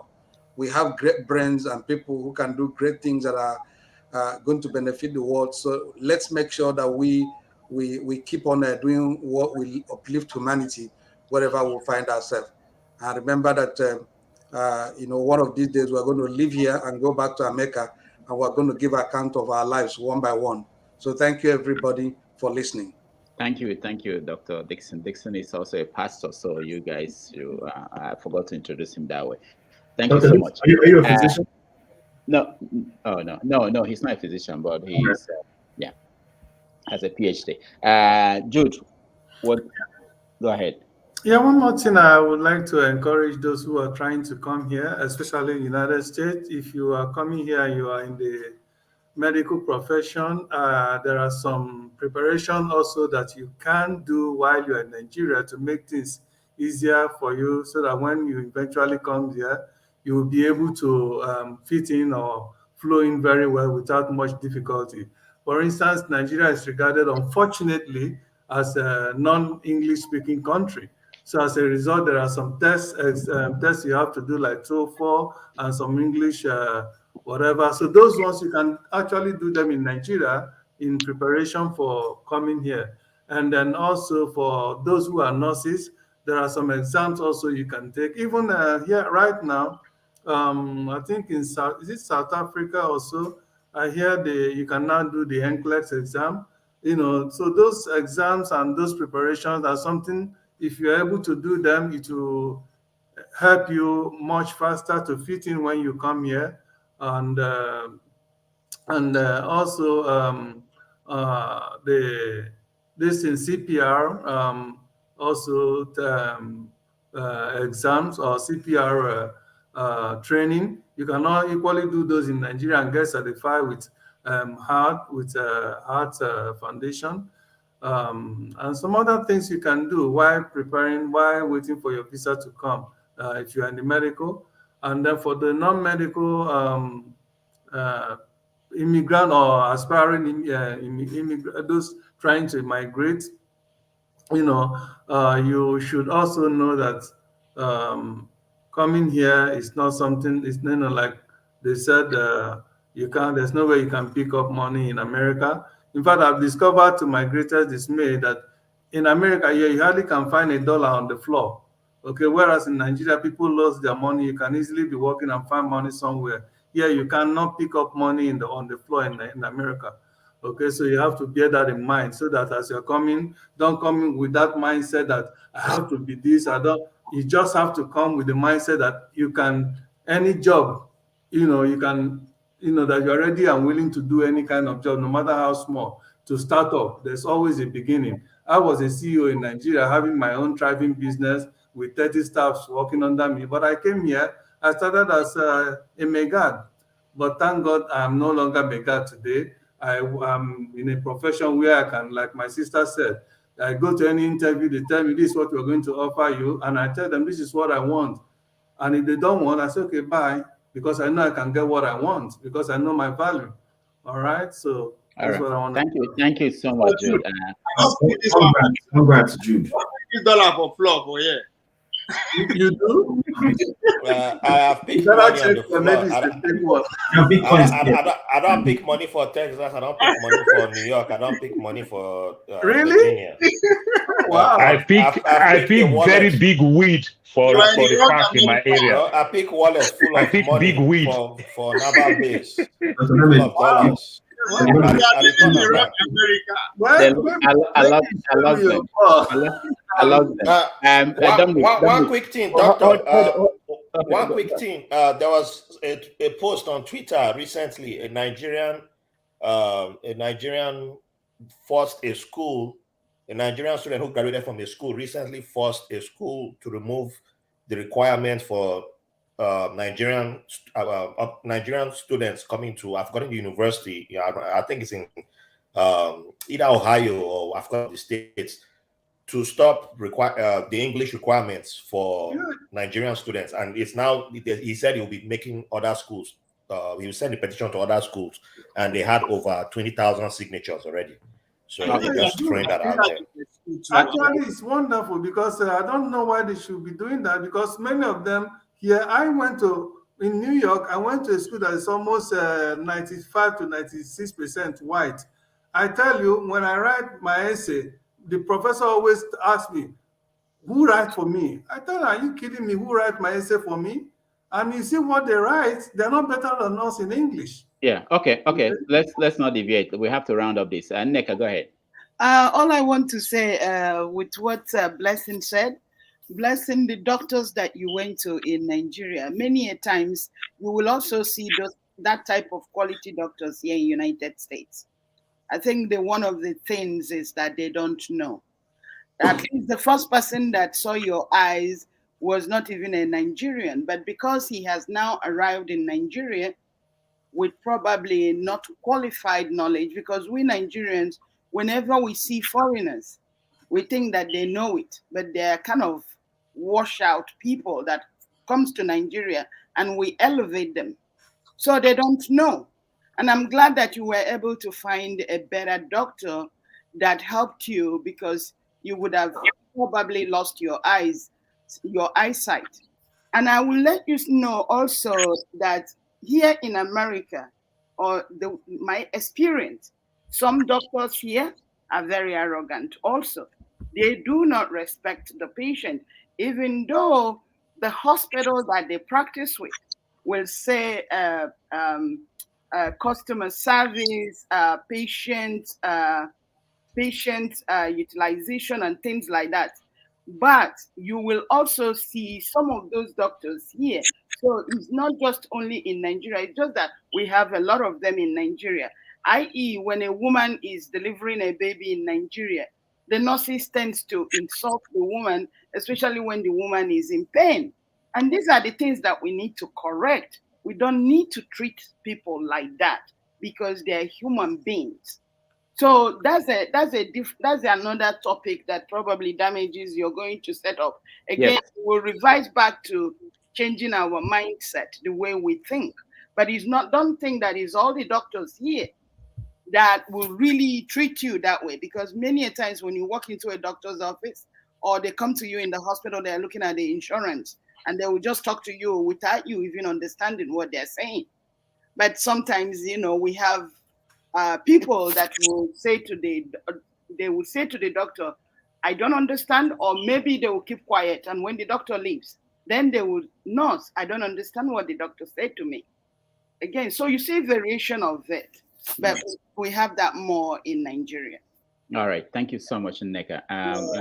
Dr. Dameji, can I touch on what Raf said about, changing and making institutions to change their course or anything? That happened to me too when I was taking, because I was an art student and we were required to take a foreign language in one of our, as a course, and French, Germany, whatever you want. So I decided to say, okay, let me do Spanish. So when the class started, the textbook cost me $350. I sit down, I said, come, why? So I went back to the department. I said, come, what's the point of this? I'm from another country already. I speak more than 5 Nigerian languages. Does that count for anything? So I was able to fight the case, and I ended up not taking the Spanish. I stood to my Nigerian language. I said I speak Hausa, and it stands. So at times, if you push, you will see that, yes, because most of these things were said just to make money. Okay, that's very good. That's a very good point. Thank you so much. Dominic, you wanted to say something? No? Yes? Yeah, I was trying to make. I know that you asked me a question about like what are some of the implications of physicians leaving Nigeria, and I wanted to touch on that. Okay. Immigration is something that is natural. I personally would never encourage anyone not to seek greener pastures. At the end of the day, a lot of our medical graduates are actually very successful because the way they teach them is very, very in depth compared to the way they teach here. And so most of them have the theory, but they don't have a lot of the practice or practical. So when they come here, they're like, oh, I read about this machine in the textbook. Oh, this is how the machine actually looks. And they just need a little bit of orientation to figure out how to use those machines, and they do very well. Board exams, Nigerians do very, very well, right? So they have that potential, but it's not, it's like an untapped potential that's just sitting in Nigeria, wasting away. And so when they come to the US, they flourish. So I would never wish someone not to go where they would have greener pastures or where they would have a good utilization of their skills, right? Many physicians back home can do a lot of good things, can succeed, can be able to change the healthcare system. But then the environment is not right for those sort of changes.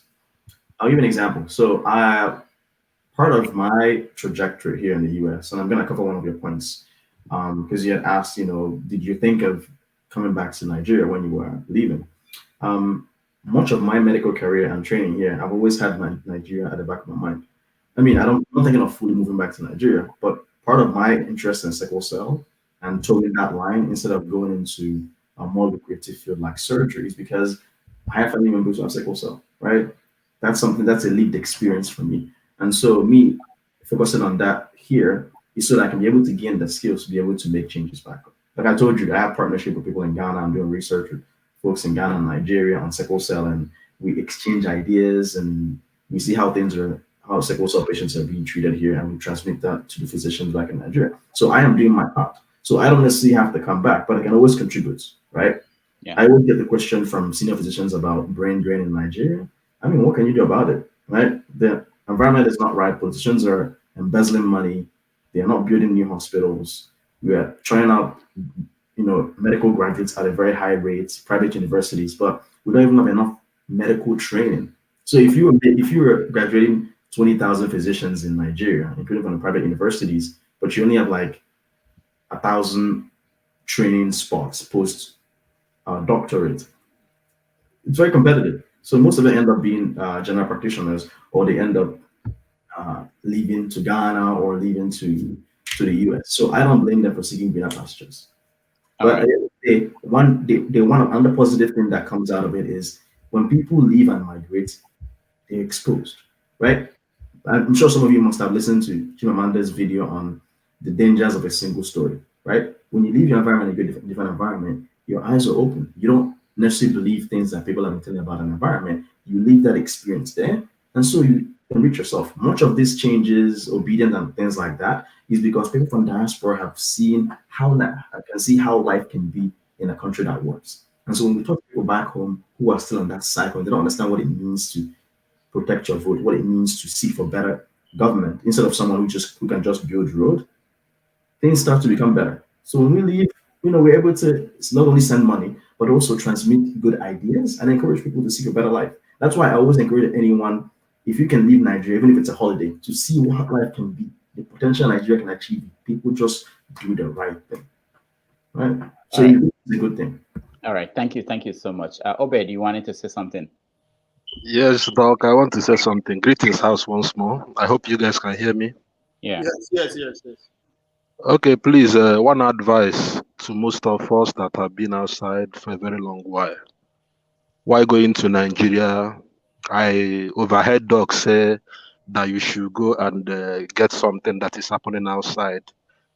Anytime you plan to go to Nigeria, try as much as possible to that thing they taught us while in school, that the child's brain is like a tabla rasa. try as much as possible to wipe off whatever right you think you have. Going to Nigeria is a death trap. The right you have to question a policeman in America, if you try that in Nigeria, they will kill you. So why trying to go to Nigeria as much as possible, bro?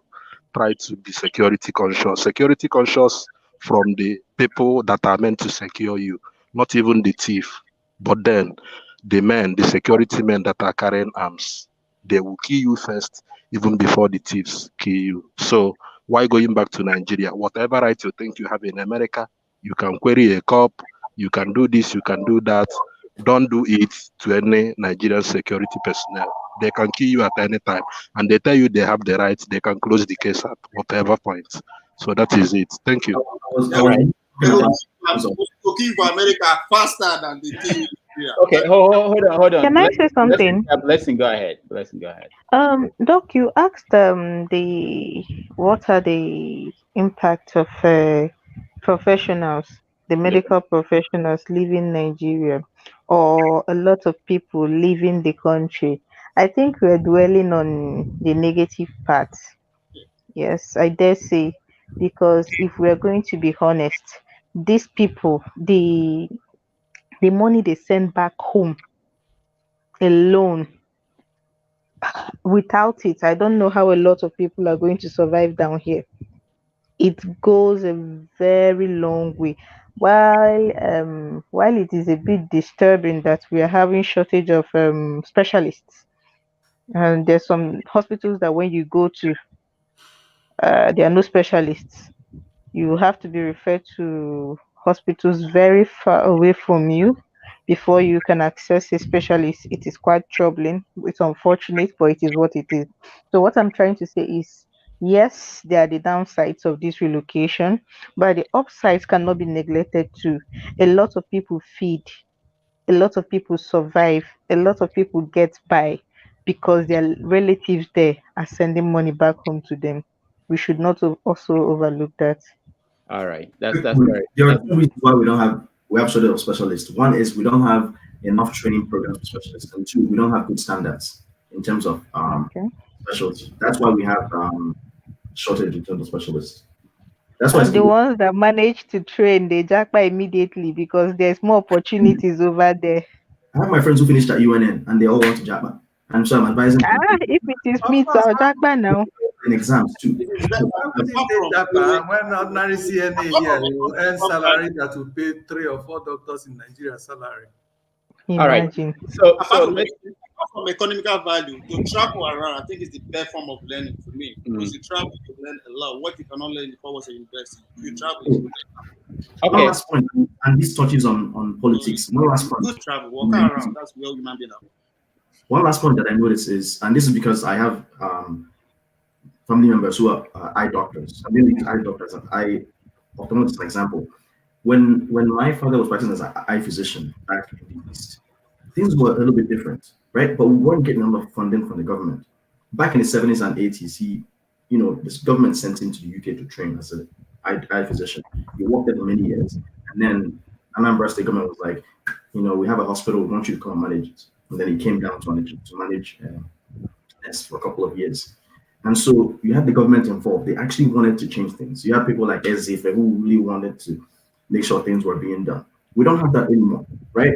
No government wants to sponsor anyone to come to the US because the mindset is different. So my father was coming back. He was like, okay, I'm in Nigeria. Nigeria trained me. Yes, I love the UK. I've been here many years. I've succeeded, but I want to give back to my fatherland. So he sold everything, took the whole family down to Nigeria, which some people thought it was crazy. And he contributed a lot in terms of managing Guinness. Many of the physicians who are eye doctors in Onitsha were trained by my dad. So he did his own contribution and then left. That sort of thing doesn't exist anymore because the government doesn't want to fund anything. The hospitals are dilapidated. All the government cares about is election season. They'll just throw a bunch of money at different clinics, do some quick painting and stuff like that, and say, oh, we've delivered medical services. And people have to travel far and wide and go to Lagos and go to Kaduna and Abuja to get treatments. The most painful thing is they go and bring in foreigners. I have no issues with doctors in India and Lebanon, but there are many physicians here who can be trained They need funding. And you're going to bring us from India and Pakistan that culturally, in the way they may practice medicine is different from what is obtainable here. Secondly, when they come here, there's this glorification of like, oh, this is on your child, this is a white man, blah, blah. And so no one takes the time to actually see this physician is actually well trained. And so they put this person on a pedestal, and this person is messing up people's eyes, no standards whatsoever. And, it doesn't make things better, right?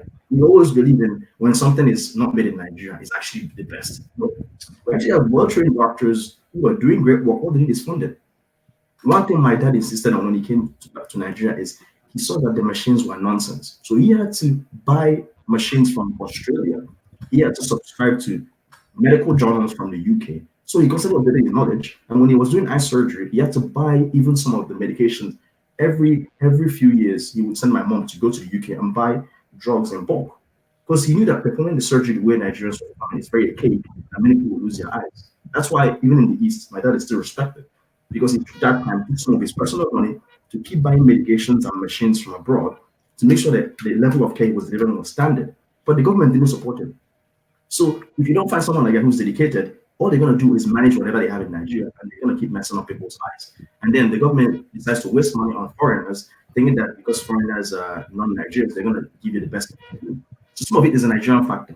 So I don't blame sometimes when physicians are a little bit careless in what they do. It's because some of them just give up. They're like, you know what, it's Nigeria, let's deal with it. Like I told you guys last time, my sister was sewing someone's head with torchlight, right? She didn't want to do that. If she had a good hospital where she can do surgery on the patient's head, she would definitely do that. So, but it's just the Nigerian factor that affects the way physicians treat med. That's why they always seem to be angry, because there's a lot of stress. If the doctors are going on strike, you never have that stuff happening in the US, doctors going on strike. So you also have to think about how the politics and things of that sort affects medical professionals. It's unheard of doctors taking strike because we take an oath to protect people's lives. But when you're on strike, who is treating the patient who's in the hospital? Right? We take an oath of do no harm. So that's how politics overlaps with all these things and why people leave. I don't blame people leaving. That's very good. Very, very Dominic, Doctor, sorry, one minute, please. Yeah, Dominic, you spoke well, but that is just one aspect of Nigeria that is not working. There are so many other aspects of Nigeria that is also not working.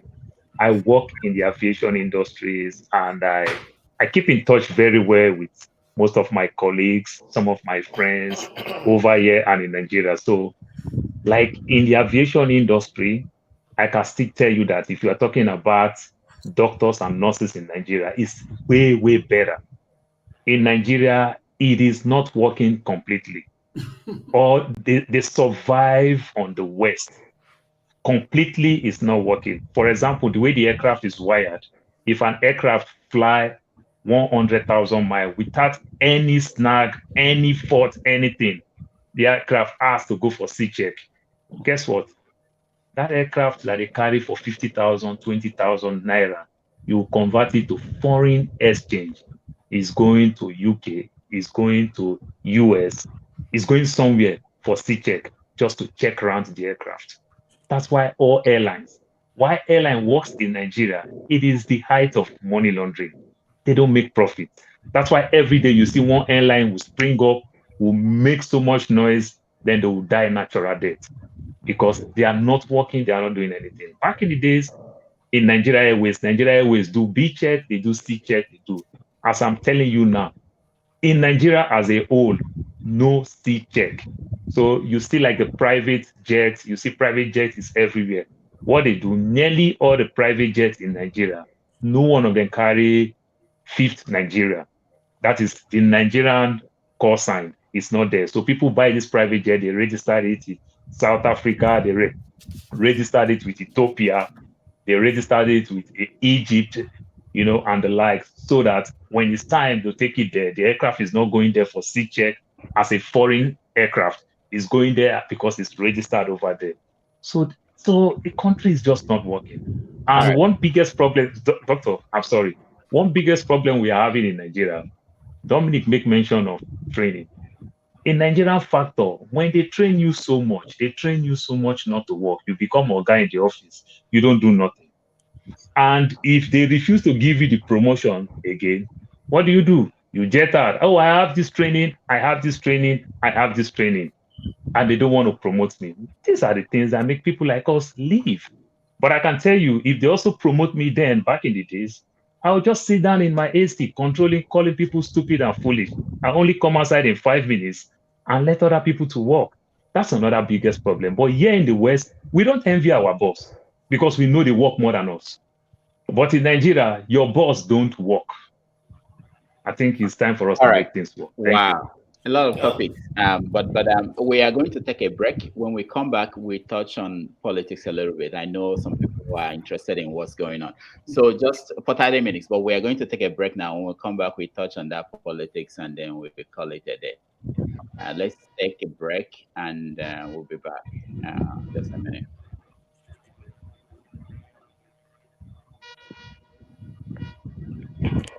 Shalom.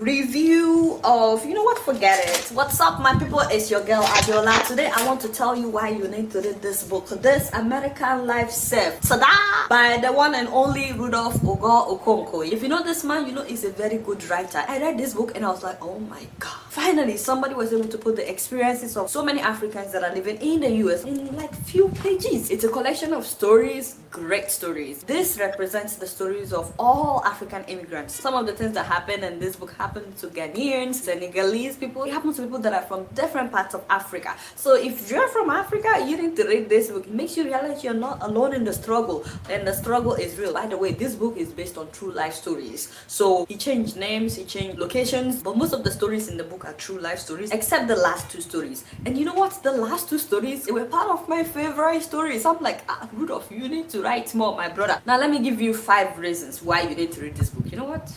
Forget it. Why do I need reasons? Okay, 10 reasons. You know what? Forget it. I'm not giving you any reasons. Let me just tell you what I enjoyed about the book. First of all, the first chapter, you know, I didn't really feel it. If I should advise Rudolph Okonkwo, why would you make that your first chapter? I almost fell asleep. Like, seriously?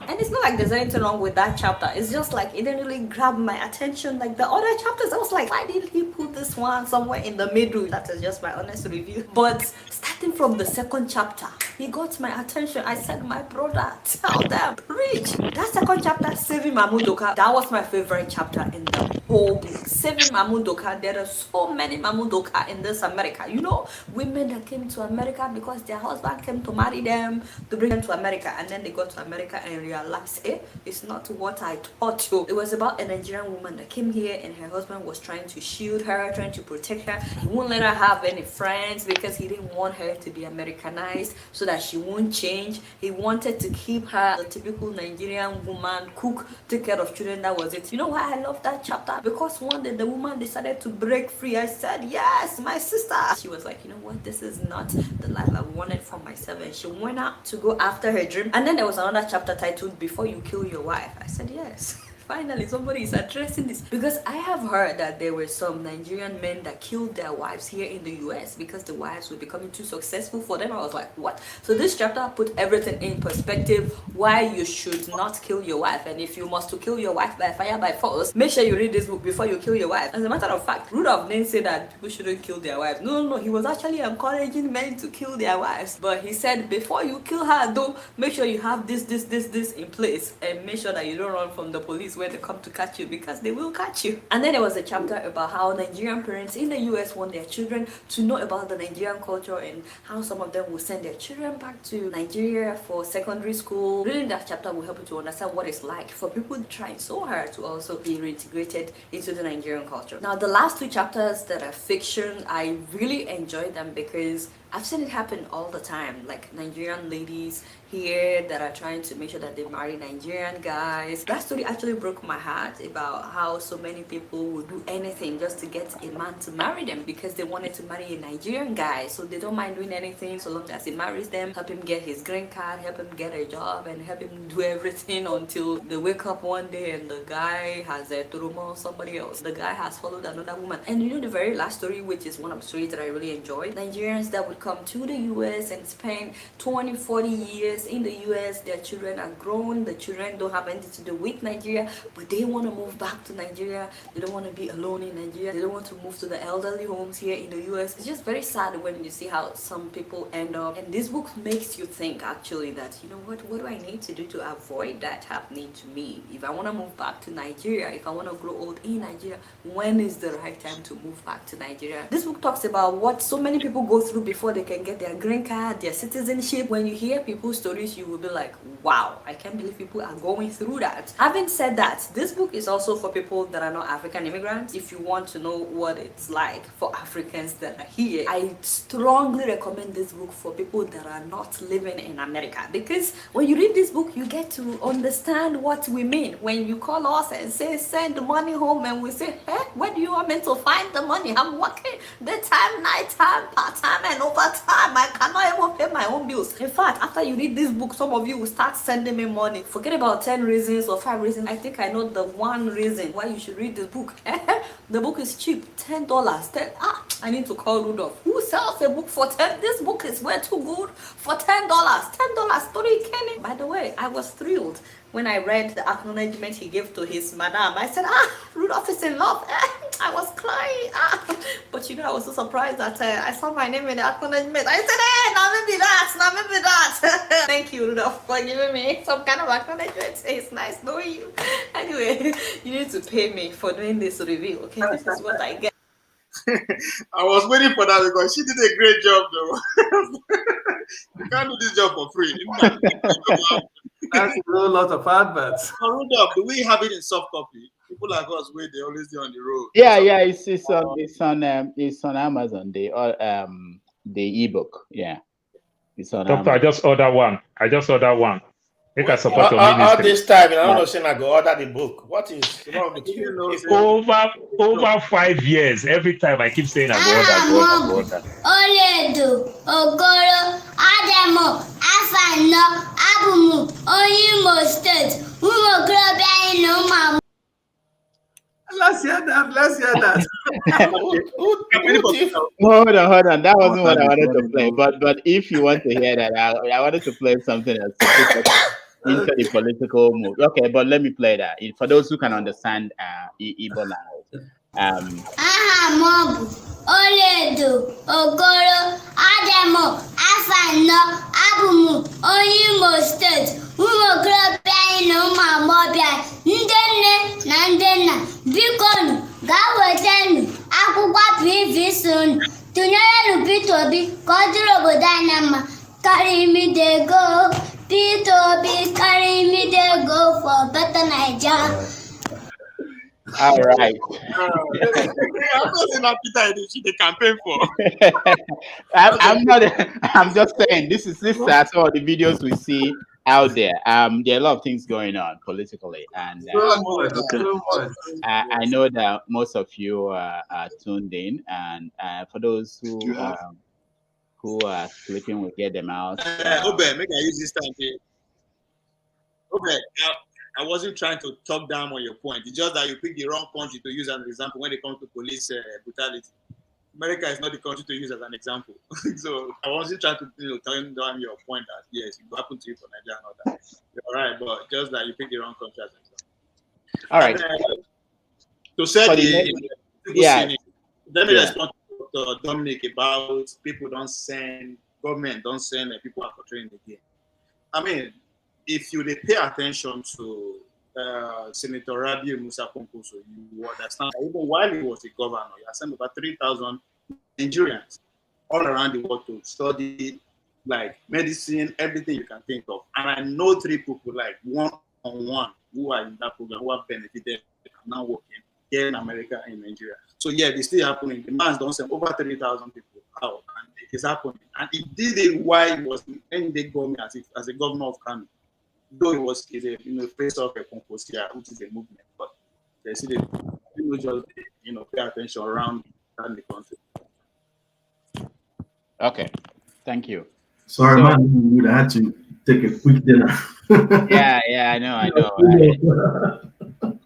You don't need that break. So we just have less than maybe about 20 something minutes. We just want to touch on politics, what's been going on. I know we can't wait till Saturday. So Jude, what are you? What's going on? Oh yeah, there's been a lot of buzz in among the P2B squads. Like I've remained in my own opinion, we need that enthusiasm and that adrenaline rush that is all over the places now. And I see on social media a lot of you know um, character assassination campaign against P2B, but I don't think it's going to work. Every Nigerians now are beginning to, the woos and their eyes are beginning to fall out. They are beginning to see through their dubious politicians and to know that they have deliberately impoverished them to come back and continue to do, especially what happened in Ekiti last week, where I think some say 10,000, some say 15,000, right at the polling booth they were giving to them, masterminded by APC, to vote. So, but people are beginning to see, that they can't continue to, um, be blindfolded while these evil politicians continue to run rogue and stealing their money and everything and coming back every 4 years to begin to give them, just a little fraction from all that they have stolen from them. So, and I just wish them well because whatever be the case, we on the other side that is fighting for breakup of Nigeria because Nigeria is not good, and they on the other side that is, hoping for a better Nigeria. At least we are all, fighting towards the same goal for a better environment, a better country, a better situation where our children will be able to, be proud that they are from so place, not a country that is being, stolen dry, that has become that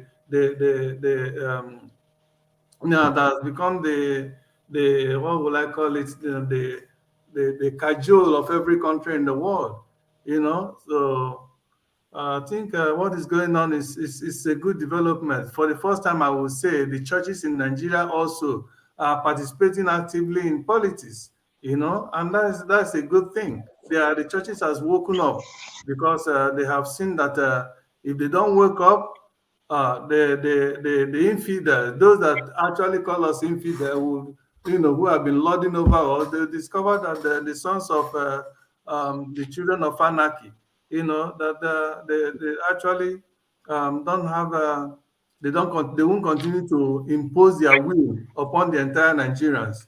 All right. So they're waking up, and that is good. Jude, thank you so much. Ovia, what are you saying? No campaigning, I beg you.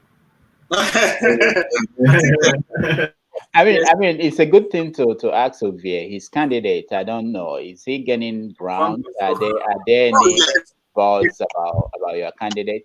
My candidate is a politician. He's getting ground in the right places. He's the game all of senators, governors, everywhere. That's no problem. I mean, Obi momentum, Obi phenomenon is, to me, I think they are about 4 to 5 years late. It's about 5 to 5 years because and I like it. I will encourage you. I'll put my money for them to pick on because it will only go a long way to reduce Atiku PDP votes. That's the only thing. I think the elite also encourage that moment to cross into two for that singular reason. So I don't see him as a threat or anything. I mean, when you talk about the other side, I mean, whether you like it or not, just as Jude said, money will come to play at when from 2023. No fee, there's nothing we can do about that. So what we are seeing now is that if everything continues like this, that the 4 guys are going, it's just that the numbers are not adding up for any of them. I said it before. So yeah, your question, is my candidate gaining momentum? Yes. As of today, we get like 2 senators from Bauchi, the former chairman of the PDP, Mazu, who is the former governor of Bauchi. We are everywhere. We have about 29 gubernatorial candidates across the nation as we speak. So the man again, the momentum go on. The right people are behind him, not the people we see on social media. But as I said, it's a good thing. But the negative side of this the following is that after 2023 they'll be too discouraged. They go like everybody will be shocked, like how did it happen? So it's the elite are ahead of this game. You know, it deliberately encouragement to just put that Obi momentum for what it's going to cost for them. So I don't really see anything that is going to change come 2023 than what we've been experiencing, other than the two big parties might not being able to put their weight when it comes to that, because the vote will be shared across the especially those after the Western we are come from the West that so the thing will affect them, but not necessarily that we are going to get the president that we want. As I always said, they select the president, they give us to elect. The system we are practicing, we will no matter. That will no matter. So come 2023, the money goes straight. And people go collect them. There's hunger in town, there's hunger. Nobody will give money when you go collect. Not fact. So yeah, that's what is happening now. This year, the OBs and the NPP are still going about who is going to be their presidential candidate in a very not openly. That's because there's pressure. Anybody you pick is going to speak for you. Either it will affect you or it will gain you momentum. So that's what you are seeing right now. Okay. All right. Thank you. Paul, what do you think is going on? Well, for me, I still stand on my ground till officially we know the vice president. That's when I believe we can take a very good stand. Other than that, I just still believe that we are just still trying to wish, because like from another source, somebody is saying if Kwankwaso being a Muslim, Atiku being a Muslim, and if Tinubu end up pick a Muslim candidate, then Obi don't have no choice, since the Christians are waking up, to also pick a Christian from the north. Exactly. You understand? So that if everybody rush the Muslim, then the old Christians in the north, because Obi still also have this advantage of also pick the academia more from the south. You understand? Those that is learned, cut across in Nigeria, can still believe in Obi's ideology. You understand? But for the ignorant ones that don't really know, the vulnerable that don't know anything, if every one of them want to chunk themselves together based on tribal line or religious line, then Obi will be forced to also pick a Christian in the north, so that all the old Christians in the north will go for Obi. But like I said, all these are all permutations till the VP comes out. Sorry, Paul. What's the Obi ideology? Obi ideology is just a politician for now. You understand? He's a politician. You follow the trend the way it's going. That's just it. No.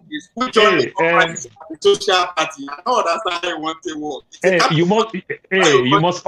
must understand that the GOP, even in America, did not like Trump. You understand? But Trump come with a force. You understand? So that's how it is. So Obi today is a force to rake on with. You understand? I am not saying Obi will win, but the way Obi is going, people can deliberate and discuss about this Obi thing. Like I said the other day, the Christians in the north, precisely the north central and a little bit on the northwest, these guys are just sleeping. And these are the highly marginalized people in Nigeria, in this government. The things that El-Rufai is saying and every other thing. So this is the time for them to strive. But like I said, if they also pick a Muslim, if Obi also pick a Muslim, then people also want to follow across line. So it just depends. For me, I don't know, but let me just hold on and watch till the VP comes out. All right. I don't get that. Sorry. Okay, so Dr. Dominic, so what are you hearing? Actually, I think whenever there's a negative, there's always a positive. I like to think. I believe in the power of positive thinking, and I'm going to cover 2 points. The first point is, even though there was vote buying, the fact that SDP trumped PDP, and it came in second, is a big positive, because now PDP is now evaluating, what did we do wrong, right? So maybe it's the obedient effect. People are now starting to believe maybe a third party, maybe an alternative party can actually dislodge one of the main parties. That is the most important concept we should pay attention in this election. Yes, Obi may not win, but if he can prove that a third party can actually make good ground in terms of political movements, then that will be positive. The second I want to cover is the social engineering that's happening. Whenever someone feels threatened, that is when they start to hit on their opponent. If Obi is not getting any traction, if Obi's movement is meaningless, nobody will waste time bothering Obi. Just like Shawara, nobody is wasting time on TV talking about Shawara, even though the federal government is frustrating him. So that tells you there's something going on, right? Don't believe all this. What happens to the funding? Let me finish. 4 years course, metamorphosing into 6 years? Sorry, let me see who did that. Okay, go ahead, Dominic.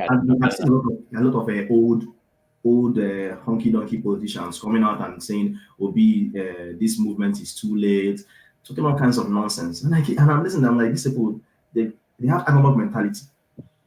Revolution doesn't have a timeline. It can come in 5 years' time. It can come in suddenly, right? Look at what happened in the Arab Spring. And so I think it's the social engineering, a way to make people believe that this whole movement is all shambles. They should not trust in the power of the youth. And so that when they get to elections, they'll go and vote the old crooks in. Right? It's all a mindset thing. We are a gentle giant that is waiting to be unleashed. And so if you are a gentle giant and someone keeps hammering in your head, oh, you cannot make it, you cannot make it. What do? You stay quiet, not knowing your potential. So I don't think we should buy into those. I think all these commenters that are coming in, just like some of what Ovie said, the obese movement is too late. Those things are just talking points to discourage people. So when they get to election day, they vote PDP and APC. And then guess what? They will confirm that nonsense that, oh, obese movement is too late. Right? Why spend your time discussing these things if Obi is not? Let me, Dr. Dominic, thank you so much for saying this. Let me play this video. I don't know if it's a comedy or I don't know if it's real, but it's interesting because it plays into what Ovie said and what is out there. I'll come to the rest of the panelists for more conversation. Let me play that. It's just a minute video. It's actually 2 minutes, but listen. Come 2023, let's do this. Can you predict who will become the next president come 2023? Is it Atiku? Is it Tinubu? Is it Peter Obi or is it? Don't even give me options. Tinubu is the man. Tinubu is the best. I see Atiku to be the next president of Nigeria. I just want Peter Obi. Well, Atiku is the winner. I prefer Tinubu. I prefer Atiku. To me, I think Peter Obi is the best person we actually need. I think it will be Tinubu. I prefer Atiku. I will opt for Peter Obi. I think Atiku will edge Tinubu. Peter Obi. I feel it's Tinubu. Tinubu. Peter Obi. Peter Obi is my choice. Peter Obi. Peter Obi. My heart says Peter Obi. It's Tinubu. Tinubu by God's grace. I would love for Peter Obi to come out as next president. Obviously, everybody wants Peter Obi to be president. I want and I pray Obi emerge the winner. That's Labour Party. Peter Obi is the next governor. Everybody knows that. Peter Obi. Peter Obi. Peter Obi. Peter Obi. I hope and I pray Peter Obi wins. I will vote for Peter Obi. For my own article. We need Peter Obi. Tinubu is going to win. Peter Obi will win. Peter Obi is our president. Peter Obi. I say Peter Obi. Tinubu to me. Baba Tinubu. I'm rooting for Peter Obi. It's Peter Obi. Asiwaju Ahmed Tinubu. I think Atiku. I see Peter Obi. The youth candidate, which is Peter Obi. It's Tinubu. Tinubu. Prefer Peter Obi. I think Atiku Abubakar. It's Peter Obi. Peter Obi. I mean, as an obedient citizen of Nigeria, we all know who's going to be, right? Peter Obi. Where is Kwankwaso? Ovie, what happened to Kwankwaso? On that. See, that's to tell you that people don't actually understand this. That's why when Paul was touching on Northwest, I said, do you understand Northwest? Because Northwest has the bulk of the votes. Apart from that, the men where they control Nigeria in terms of finance are in Northwest. So for you to even come on the party that is getting traction, we cannot cannibalize the whole Northwest to put him out. That's to tell you something. That's why I say Jesse deliberately attempt who from the elite to keep pushing the Obi narrative. And you get why. And if you see who comes last there, now PDP. And that is it. Peter Obi vote will always go a long way to bring PDP down. And if we are going to go to second round of election, it's going to be the man from the north because it's going to generate the highest vote in the north. When I say north now, including middle belt, because if you look at the Iowa Congress Forum, who is their president? It's from John Abbas hometown.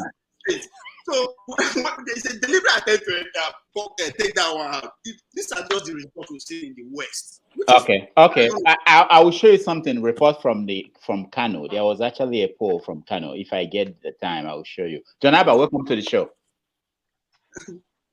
Thank you, Dr. Damages. Wow. Are you home? No, I'm in your city. You're in New York? Yeah. Wow. Okay. So what have you been hearing politically in the last few days? What is any surprises? No surprises, but just the level of mentality that we still have, not against Peter Obi, but what has he, because he saved money up and created unemployment, so he becomes the king of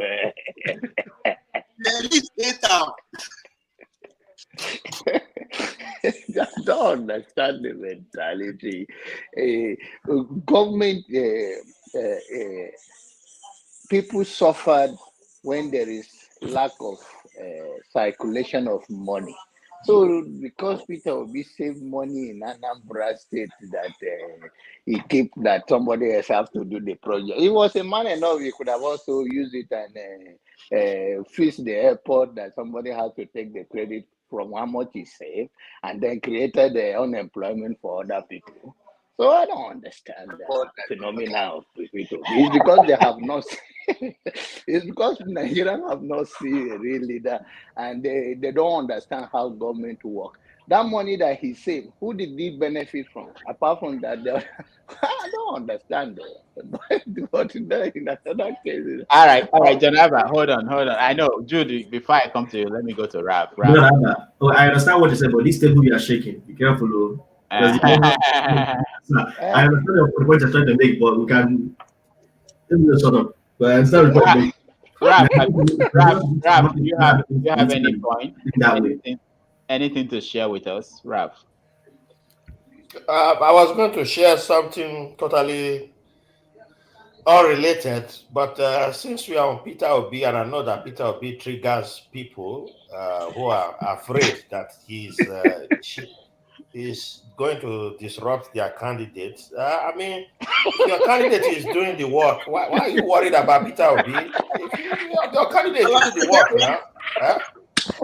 Even my 86-year-old mother sent me text about Peter Obi. I said, oh, if this woman finally paying attention that she's going to vote Peter Obi, she's in Yenagoa. Well, okay. I said, now I want you to vote. She said, yes. I said, okay. I've seen a bunch of Tinubu people popping up on Twitter. Panama Papers. I said, oh, no, Panama Papers. I don't talk Panama Papers all this time. But there's something that my man, David Hundeyin, who I hope one day, Dr. Damages, you'll be able to interview this young man. Yes, I know him. Yeah, he posted something on Twitter, and he's been posting a lot of things that if Nigerians actually pay attention to that, you know that Tinubu actually has no business contesting. But we love corruption. We can pretend that we have values and all that nonsense, but we love with the That's the values that we give our children, and we'll come here and say we bring value to the West. Which values do we teach our African values? But anyway, unpopular opinion, hot take on elections in Nigeria is the PVC is an instrument of voter disenfranchisement, specifically targeted at southern Nigeria. It shouldn't exist. The only reason it exists is to make voting as difficult as possible for southern Nigeria. And he adds this, it is fraud. It's an open disenfranchisement. It's a systemic vote rigging before a ballot box is ever opened. Nigeria needs a new voter management system in 2027. So he has even given up for 2023. And he points out how, if you read the whole Twitter thread, he points out how it's easy to obtain systems, and he points out the faults with the PVC. And, you know, when we come back to this Northwest, Northeast, and all this, the population and all that, nobody can still prove to me that the population of Northwest is as much as it is said to be. Based on what I've seen from previous elections, we all know that, and David Hundeyin is as one of the top journalists, and he brought the photos, he brought the videos of the children with PVCs again. It's already happening. And I'm like, okay, because it seems like that's what's multiplying the population. And somehow they say Bauchi State has 95% collection of PVCs. One of the eastern states only has, River State has 65%. It's some magic is already happening with the numbers. So I don't know, but all I'm saying is people are excited for Peter Obi in a way that I haven't seen, even more than Showore. Showore did not pull this excitement. So if you are worried, go ask why your candidate is not pulling that excitement from the same crowd. That's all I will say. Thank you. Thank you. Point of correction, Dr. Damages, I do not have a candidate there. So if white level. Ralph. Okay, if it's Ralph is saying about me, I do not have any candidate. I'm not. I enjoy talking about politics, and I enjoy knowledge of it. But personally, I already told you guys on this platform, what we should all glamor for is to see how we can use platform like this, like we have been using to speak to the general issue of our beloved country, that you are talking about the African Nigerian youth today. Nigerian, we face more people going to the airport where they don't, it's like PVC.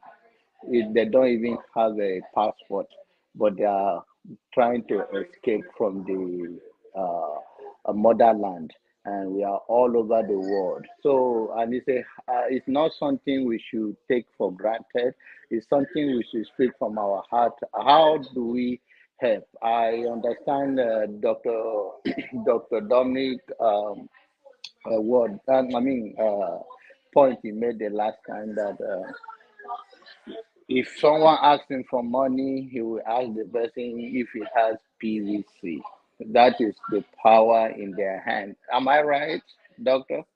Okay. So I believe that we all have a voice, and we should use it to speak to the our beloved youth as they are excited about Peter Obi. Okay. I hope they also understand so many things that after the election they have other life to live. Okay, thank you. Jude, go ahead. Unmute yourself. I'll come to your bed, okay? Jude, go ahead.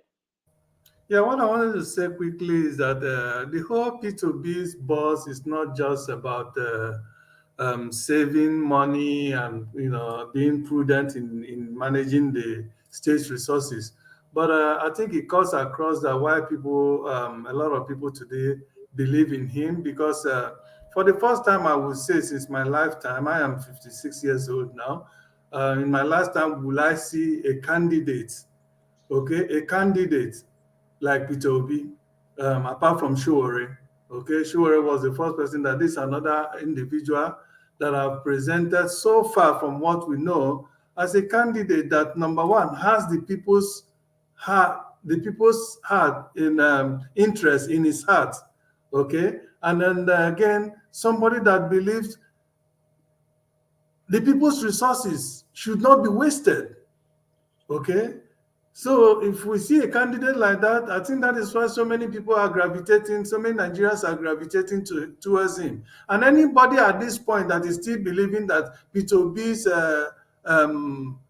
campaign or quest for presidency come 2023 is a mirage, that person, I think, should go and re-examine himself, and is doing so at his own peril. And then again, for anybody, you see, when you were playing that video now, I was watching it. I have already, somebody sent it to me, I think 3 or 4 days ago. And each time I watch that video, I watch it with great pain. That these same youths, that somebody like Ashiwaju was one of the people that masterminded their killing at NSAS, could still be supporting. And then people like Atiku, all these people that have stolen Nigeria dry, then this same youth, that the activities of this APC and PDP have rendered them futureless, are the same people that is still wishing that these people should win. Oh my God, I feel so pain that is youth that is still campaigning for or believing in these idiots that have stolen their future, that have rendered them powerless, futureless. It's how many months now children have been at home in school because of ASU strike. Okay. And these same youth are still supporting these old idiots that have stolen from them. And then again, continuing to support, especially the older ones that are still supporting this APC and PDP candidates. Okay, it shows so much of how morally bankrupt Nigerian has become, that people who became presidential candidate for their various parties through open bribery, open corruption. I mean, this is enough if it were to be in a society where people reason with their brain, where people are, where people have moral sound judgment. That was enough to make sure that those people can never win any single vote come the general election. Okay, all right. How can you? All right, Obed, over to you. Thank you, Jude. You have to mute yourself, Obed. I'm happy you put on. Obed is wearing a shirt now. Yeah, he put on his shirt. I didn't have to say anything. The comments. That's why I said that comments on the platform it helps, and we. I'm sorry, House. Don't be sorry. I was going to take off my shirt and join you. This is your show, and people. Anyway, go ahead, Obed. The ladies were getting this. The ladies were getting. They were threatened by Obed's handsomeness. Why are they threatened? Please, I want to base my submission on 2 things actually. Number one, I want to rely so much on what White read while he was talking. This particular thing, I see it from 2 points of view. Number one, they want to do this election before the election. Giving people that are underage the franchise to go and cast the votes from the north, basically. And again, trying to, that particular day of election, he said that the electoral materials will not arrive that of Southeast and South-South, where they know that this is the major areas P2B will be getting the votes from. Or the network must find this way to be faulty that particular day, so long as Southeast and South-South are concerned. So I want to encourage people that are working with P2B, and again, the party members, they have to be very clever enough. Thank God for somebody like Atezenubo. I heard already he promised many CCTV cameras in order to monitor whatever that is going to go on that day. Then on the side of the youths, people are there lying low, lying west in Nigeria, doing nothing. Their children are not in the government schools. So why would they even be forced to call off the strike? They keep on giving these promises today, giving another tomorrow without implementing any. Then for the youth, it is good. We do this advert, we do this campaign. I have watched what Doc sent earlier on about the street voting. It's one thing for you to want something to happen. It's another thing for you to go and put an action. An action starts now that the voters are being registered. Somebody must have to get their PVC before they can be able to exercise their franchise. The youth should not only do the talking, they should as well go out, whatever it takes. And again, the well-meaning in Nigerians that have this money, I respect somebody like Zeus, who even gave them 20,000 naira at a particular registration center. People can at least do these little sacrifices for now. Encourage people to go and get their PVC, and at that day, people should as well go and vote, defend their vote, make sure that whatever result that has to be announced are collected from the grassroots. That is what I have to tell. All right, thank you so much. Yeah, go ahead. On the issue that White Labor talked about saying that Bauchi has 95% of the vote already. Do you know that INEC has opened the registration quota for the over a year? now Southern has the way called. This registration has been going on for over a year. So if they are saying that, it might not be accurate, but they know what they are saying. Now, talking about the disfranchisement of voters, where they talk that kids they vote, they vote. That is part of the game, the system that we are practicing. Anywhere this system is in practice, go read their history now, so that they do. I mean, it's part of it. Now, again, Paul was talking about the Republicans, I mean the GOP. You said no like Donald Trump. What is the meaning of GOP? Grand Old Party. The first president of the Republican Party, who Abraham Lincoln, he was elected to preserve the Union, America. Waiting be a slogan of Donald Trump, America first. Trump is just a mouthpiece for those old guys. So no thought they don't like him. That not just give me when media they try to tell us. It is more than that. So this legislation don't they go on for. I bet stay on Nigeria, because when you start to you go well wind, be like tornado don't carry you. I thought because he bring out defend the small children with the vote. You are very good at that. I don't defend them now. I say it's part of the game we are playing. There's nothing me and you can do about it. Okay. Hold on, everybody. Let's see somebody who is part of the action. Speak on what's going on. Let's go. PDP, the party. They not only couldn't win, they were not even number 2. So you can see that something is going on.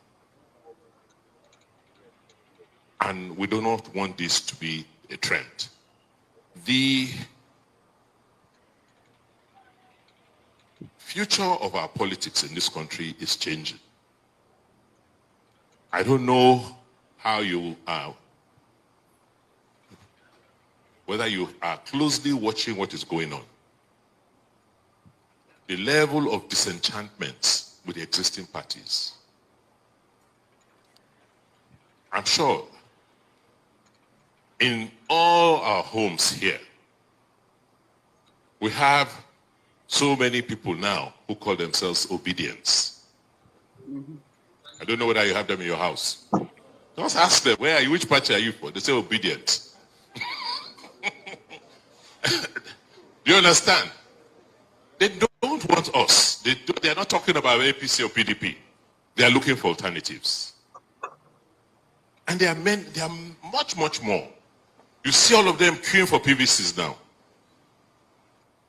They are not looking the direction of APC or PDP. They are looking for alternatives. And if we don't curb this, if we don't make our party attractive, I don't know. All right. I might still be that. Don't be surprised to hear it tomorrow. Obaseki don't join MPP. Why? Because as you speak, Dangote the government of those states. Now Dangote boy belong to the business elite. I am saying this because I get 2 of my close friends in this cabinet as commissioner. One of them was my MC for my wedding. The other guy was from Florida here, who is our priest. They did that, so I know what I'm saying. Now he's speaking on behalf of Dangote, whether we like it or not. So don't be surprised if tomorrow you don't join MPP. Okay. Well, yeah. Are you married? I was married. He was. Hey. I just settled down married. Not begin, so I was. Voila. Wow, you know the issue. All right. I actually watched this interview. Okay, you mean Obaseki Godwin? And I was actually happy with what he said. Not that I was following what he said. That's very correct. I was happy that the fire is now on their, sorry for my language, their asses. Because they now recognize the third force mentality. That's why I was telling you. If you say bomb, you are the Nigeria channel. Yeah. So don't let people use social engineering to deceive us. An impact. Even though there was voter buying, SDP still trumped PDP. You know why it happened? One thing that he said that annoyed me was he said we have to curb this, right? Because he's a party man. That's because of the party interest, not because of his interest for actually the common man. Anybody that wants the common man to succeed in Nigeria should not be talking about curbing this. Curbing them instead of it profits them to have those two nonsense parties, PDP and APC in Nigeria. Will we with PDP and APC on his children and his children's children? Absolutely not. What happened in Ekiti? They will succeed. If you look what happened in Ekiti before the election, couple of days at the eve of the election, about almost 11 governors from APC and including what's his name, Tinubu, they were out there. Which it is they go do? And money they carry go. Money now they were sharing them 10,000. What did PDP man go? PDP man go Dubai, go sit down for private cafe, they take a picture with short nika. You understand? So that is the reason why we front on. So this thing, when the time come, when the reality, maybe 8 months to get to go, there's still time. We just enjoy the process. Now 8 months, now we'll get money and truck the back. Their money will fail them this time. Trust me. Their money will fail them. Okay? Their money will fail them. Politics. Money has anywhere. Money has never been in politics. Never. Ovie, I disagree with you. If you could remember very well, when Fayose beat Fayemi, when Fayose was coming for the second time, Fayose don't have good relationship with PDP. And he came and he beat a serving governor. Are you telling me Fayose have all the money? He's coming for the second time. He came for the second time. Yeah, he's coming for the second time. But listen. Fayemi have the money. Fayose lost relationship even with PDP as at then, to some extent. But what makes Fayose be able to win that election? Because the people also want Fayose, apart from the money. I understand very well Fayose spend money, but because the people want Fayose, I will also tell you 2015, if we are talking about Buhari and Jonathan. Jonathan have the machinery. Jonathan, they have the money. They have everything. You understand? They also lost because as at that time, the people also want Buhari. So it's not only about the money. The money contributes a lot, but it's not only about the money. Let me say that. Who coined the phrase stomach infrastructure? Who coined it?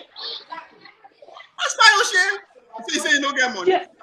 Now again, in that of Buhari and good luck, I said something. Where the money they for Nigeria? Now Western zone. Who you think say the people like Atiku they support? Now good luck. No, you forget all this that matters on TV. You want to forget the noise. There's a signal. Listen to the signals. You will understand everything that's going on.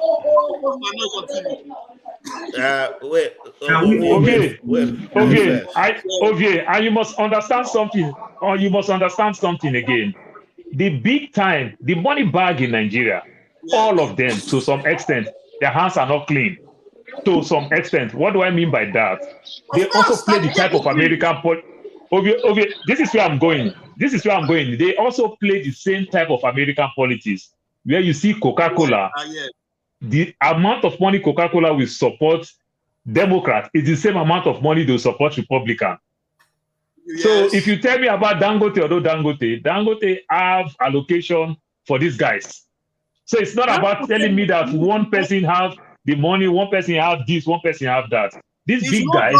We are talking about. No.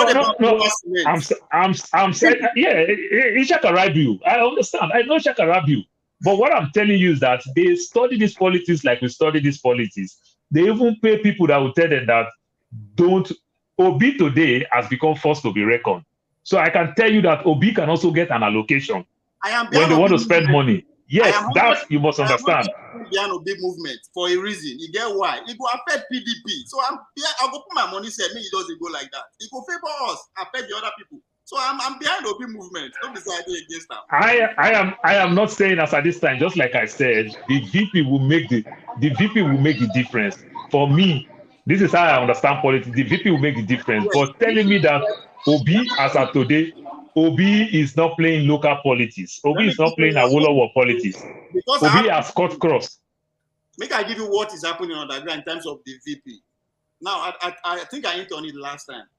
Boa Cement guy is the charge of those that are going out to look for an economist or a businessman to be VP to Konkoso. That was the noise about Obi and initially, because yes, in the economists. So there are people who are setting the committee to go and look for this. Yes, I agree with you. The VP will make a difference. If we get the VP where they want, there's not going to be second round. Now, one hand, NNPP will win the election. All right. Obi, wait.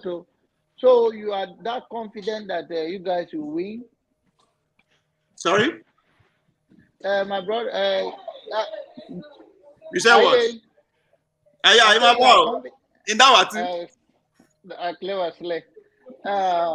so you say that you are so confident that if all the forces go towards your Rabio, he will win? Yes, for another reason again, because it's going to be identity politics that will define 2023, and I will start down. Okay. All right. So I just wanted us to touch on politics briefly, not that we are going in depth, but I'm glad that we did, and I'm happy that everybody's following. What we're going to, we have they have 30 days from the date of last week to pick their vice presidential candidates, and it's still difficult. It's still going on, especially with Obi, the Labour Party, and the APC. They have not resolved the issue they have. One is dealing with the issue of Muslim tickets. The other one is dealing with the issue of picking somebody who is prominent from the north. Now, the question is the church. I want you just to round up. The church is also getting involved. People, basically, there's no gap between the church and state anymore. The pastors are coming out openly to say you must have PVC. I understand businesses and other things, but churches basically rejecting people from getting into churches unless they have PVC. What's your take? Anybody can take on it. What do you think this will lead to? I think let me say something about that. Okay, Jude, go ahead. I think the reason why the churches has awoken is because of basically because of what happened in Owo. Okay, the churches felt that they cannot fold their hands and allow this evil to continue to happen because nobody knows who is going to be next. Yeah, nobody knows who is going to be next, and they believe that Peter Obi, as it is now, is one of the only candidates that represent their interests, that will bring about security, the covering of security, and changing the trajectory of the country. They believe Peter Obi is God sent, and is a dawn of a new thing in Nigeria, and that is why many churches today have embraced him, even if some of them are not actively mentioning his name. But if you listen very well to their sermon, to every encouragement they are doing to their members, you find out that the person they are speaking about is Peter Obi. And for the first time, you all will agree with me, that for the first time in the history of Nigeria will the church come out openly like this in support of a candidate. It has never been. Okay, and many of them don't even vote. That is the truth. Okay. Today, almost every church in Nigeria now is actively campaigning for Peter Obi, and many of them have gotten their PVC, and they have encouraged their churches, their members, to go and get their PVC. And trust me, Peter Obi is going to win this election. Anybody Jude, I have not seen any church that talk about Peter Obi much. I only see church keep saying, "Go and get your PVC." He said what? I have seen churches that keep saying, "Go and get your PVC." The church have not come out wholeheartedly and said, "Go to Peter Obi." Listen to their they preaching, keep clamoring. listen to their message and everything. They are not mentioning Peter Obi, but at the end of the day, you will know that they are talking about Peter Obi. Jude, if the church know how to play politics very well, if you want to use the politics of this present day English that we all know how to speak, structure, then the church would have said people should vote for Osibanjona, who is the pastor, who is the vice president, who have the structure. No, do that. Okay, hold on. The churches can see. The churches also have seen that Oshibanjo also is a terrorist. You know, the churches know. Okay. Hold on. Okay. Sometimes, you know, joining hand with Buhari to kill his people. Okay, hold on. Jude, Hold on. Paul, hold on. For waking up now. John, that will give me witness. Now, waiting they don't they preach for Moss and Izala for not for gazillion years be that. We just come on board with the Christian. And again, don't forget our democracy now don't be 23 years. So people with them born that time or before that they don't know what is going on. That's why they see all this momentum. But guess what? The elite again we are they know all this they come. That's why they see 3 parties, 4 parties they come up now. Okay, hold on. Dominic, go ahead. I wanted someone to address the issue that Peter Obi met with Wike today in Rivers State. We don't know what they talked about. It was a private meeting. So we may have some surprises, you know. So go ahead, Dominic. I just to address that one. I'm shocked that given the present moment that he would decide to do such a thing, not because of how it looks, but in terms of his attitude for politics. I'm not surprised in that. And remember, at the end of the day, Peter Obi is a mainstream politician, and so this talk of the enemy that you have yesterday can be your friend today, right? He is of that caliber politician. He's mainstream, and so he knows how to align and realign things of that sort. But when it comes to the whole obedient movement and the third force, I would say in that aspect it doesn't look good. But one thing that we should understand is people aren't looking at Obi. Some people are not looking at Obi because he's a perfect candidate. People like me are looking at Obi because of what he represents, what the movement represents. So even though I know there's a lot of misgivings personally and some other people about how people be the Anambra State or whether there's some level of corruption, but other papers, we've shelved those ideas that we may not get the perfect politician, but we can still get someone who can be able to change the mindset of Nigerians. And so whether or not he meets Wike will not have any impact in terms of the obedience movement. But for people like myself who every once in a while we have that purist idea of like a politician should be as honest as possible. I actually am disappointed in that whole Wike visit. I'm hearing about it the first time, but is it going to change people's minds? I don't think it's going to make that much of an impact. Now, one thing that flashed in my mind is at the end of the day, we don't know what are discussed behind closed doors. We all know the image that Obi is trying to put on and the integrity image. Whether or not that is the facade, I'm not going to go into that. That is not of my business. But the one thing that came to my mind is Wike is from Rivers State. He controls a lot of money. And so seeing Obi go there to such a person that I know has some level of practicing traditional politics is worrisome. I'm not suggesting anything, but for example, if Wike decides behind closed doors to be funding Obi with state money from Rivers State, who would know? Nobody would know, right? I'm not saying that's what's going to happen or that is why they met. I'm just giving you an alternative possibility. So you can still maintain that integrity, but it's still getting funded. So while he may represent this whole third force, he may still not be the new face that we want. And that's the one thing that worries me. Yes, we have all this third force, we want change, but is he really the right person who should be spearheading this change? I don't know. That is just me thinking critically about the situation. Some may shut me down, but I castigate Obi. I'm only here to suggest some of the things that are possible. Yes, you can have a good movement, but the person who ends up gaining from that may not be the right person. That is one thing that keeps me up at night. All right, that's a very good transition. So when I come to you, tell me what's keeping you up at night, and that's how we round up. Obed, what's keeping you up at night? Okay, I want to still align with what Dr. Dominic said. I believe there is this adage from Igbo, where I come from. That is when you fight outside. Wait. Say it again slowly. Whose dialect are we listening? No. You have to slow down. Akolo what?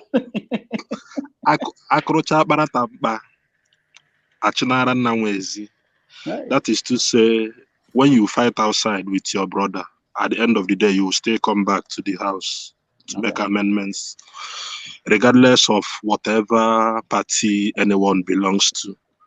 I think this politics has been played by Yoruba and Hausa for many years against the people from the South. Most times, regardless of their party affiliation. Yoruba, they are from the South, just so you know. From the southeast.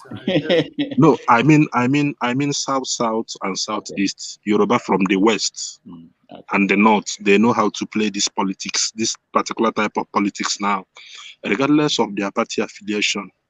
You see them at the end of the day falling back, but then they do it behind closed doors.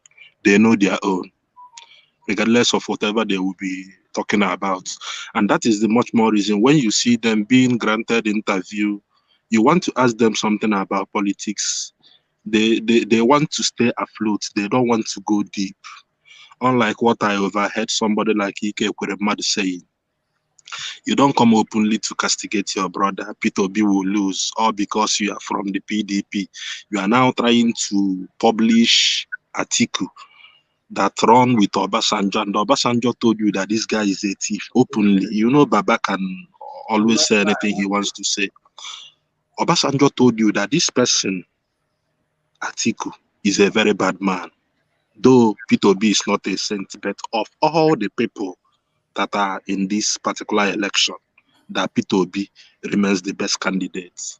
If Obasanjo, as a wise man that have been in that seat, from the military to the democratic dispensation, will say this to an Igbo man, why would Ichikowitz come out openly in an interview of such standard and talk bad against P2B?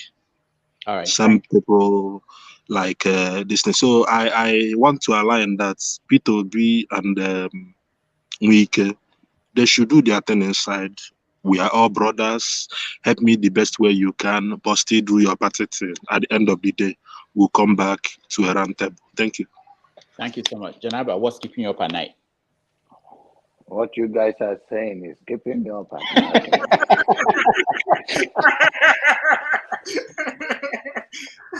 What are the guys saying? What are we saying? The truth. Okay. When I used to follow Jesus, that before Paul say he was you have two girlfriends and Mary and Martha, I was sleeping well, but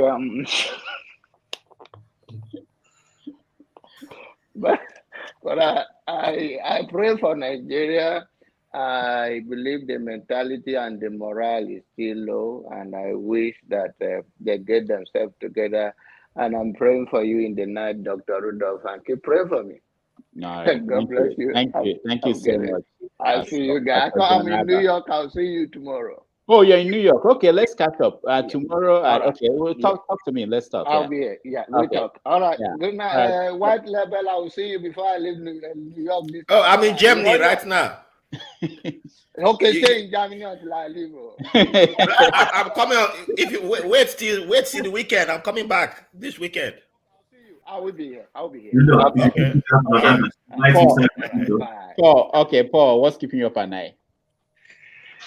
Well, Jodaba, run away. Yeah. Since they choose to discuss about abroad, Jodaba don't want anybody to come. They only want miracle to bring people come, and you charge them for spare parts. How to bring them to America? These are the things. We all see the way the politics is going. I feel for Jude, but I want to strongly beg you, advise you, don't think some of us don't like P2B. I know when I sound this way, you might think the other way around.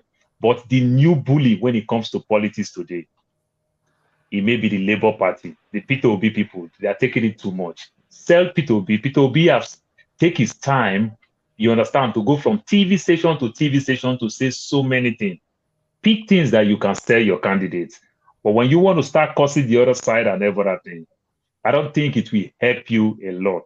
Like Ovie said, you know, the Jubri thing, that the way they curse the Buhari, today you want those Northerners to vote for you. This is one aspect of it. Then another thing, this cursing thing won't help you. Obi has made it easy for you guys to to see so many things to campaign for him, from all the TV stations, the media houses, and everything. So please use that aspect, but cursing won't help you. That is one. Two, if you tell me Obi did all these good things, how come people from the east are relocating to Port Harcourt? They are relocating to Lagos, to Kano and Sokoto. Nobody run to Anambra when Obi developed the whole Anambra state. I didn't see anybody that said I'm moving to Anambra. You understand? So we all know these things, using your word, but he has used those words. He may be good man, he's a successful businessman. Good percentage of them, they all did well in their private industries, their businesses and everything before they join politics and start messing up. So Obi might just be one of them, but I think Obi is better now to some extent. So, and we can give him that chance, but please just stop all the bully and all the curse. I don't think it will take you too far. All right, thank you so much. Ovie, 30 seconds. Yeah, well, two things keep me up at night. One is that next tomorrow, I've been tomorrow for Nigeria. If you live in Benin and environ, please go to Bermuda Stadium. There's a national trial for track and field, Commonwealth game and World Championship games coming up between 24, 25, and 26. Be there because the stars we will present are young, and half of them were in America. Those American, Jamaica, and I'll be with you in a minute. So that if you are there, please go and cheer them up. And that's that. Then the second thing is that for the fact that people never see dictate understands it, Obi is just building a profile as a public speech maker. Where they travel, they make speech, they make money. That is what is building. Because a good politician no go just come out and meet Wike like that on the open, despite the fact that they are from the same party. But I understand why he did that, because if you listen to Babagana Aliu, the former governor of Niger, if you listen to his interview on channels, you understand what he said about Wike, why Wike actually lost the primaries. All the Rasmadatunin to embarrass secondos from there, and the fact that they pitch the Northerners against themselves, even within that Minado. So if you listen to that interview, you understand why Wike say, okay, make I go take advantage of it. But it's too late. Me and you go, if you pay attention well, who could also give Wike 100% of Kano PDP delegates. And as we thought, there's a talk going on in the background. If you wake up tomorrow morning and say Wike don't join NNPP, don't be surprised. Just said I said it before. But above all, if you did, you go watch athletics, Nigeria Athletic Track and Field that will be going on. All right, thank you so much, Jude. What's keeping you up at night? Yeah, what's keeping me up at night is still how many of us have, how Nigerians have normalized, the abnormal. How we have normalized the stealing of public fund in an unprecedented measure is okay. And those who have stolen it should further be rewarded with a presidential position.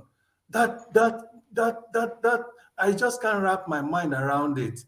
And as many people continue to support these ones, I still can't wrap my mind around what these individuals that are supporting these rogues, these thieves, and killers and murderers will continue, what they will impart onto their own children that they are giving birth to, that it's okay to kill, to be able to get into public position, and that it's okay to steal public fund, it's okay to ignore your own people and collect all that is supposed to be used to benefit them, to bring them up, to elevate them from poverty, and then corner all of those things for their own selfish interests, that it's okay to do that. That is what I can't wrap my mind around. Every time I keep thinking about it, okay?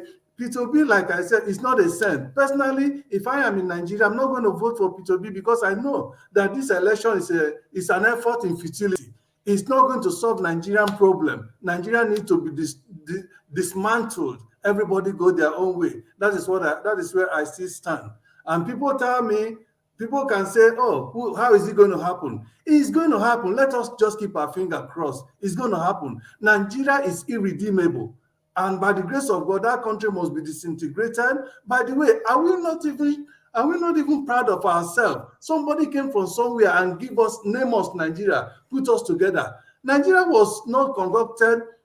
None of us were there sitting. None of our fathers were there sitting when they were bringing Nigeria together. Are we not even ashamed being continue to further this a country that somebody from another country, another region, another this thing came and put together and present to and impose on us and say, look at you people shall therefore be called Nigeria from today onward. Are we not ashamed? I am proud of myself. That is why I cannot continue to exist under that umbrella of a country that was given to us, which, by the way, expired since 2014, since 1914.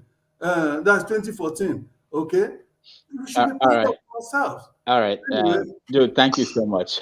one day we hold this conversation. That why is my camera frozen? Is it my village people? Is it Dominic? Our village people. There's something you say. Need to support Obi. They will always defeat your. All right, Raf, last word.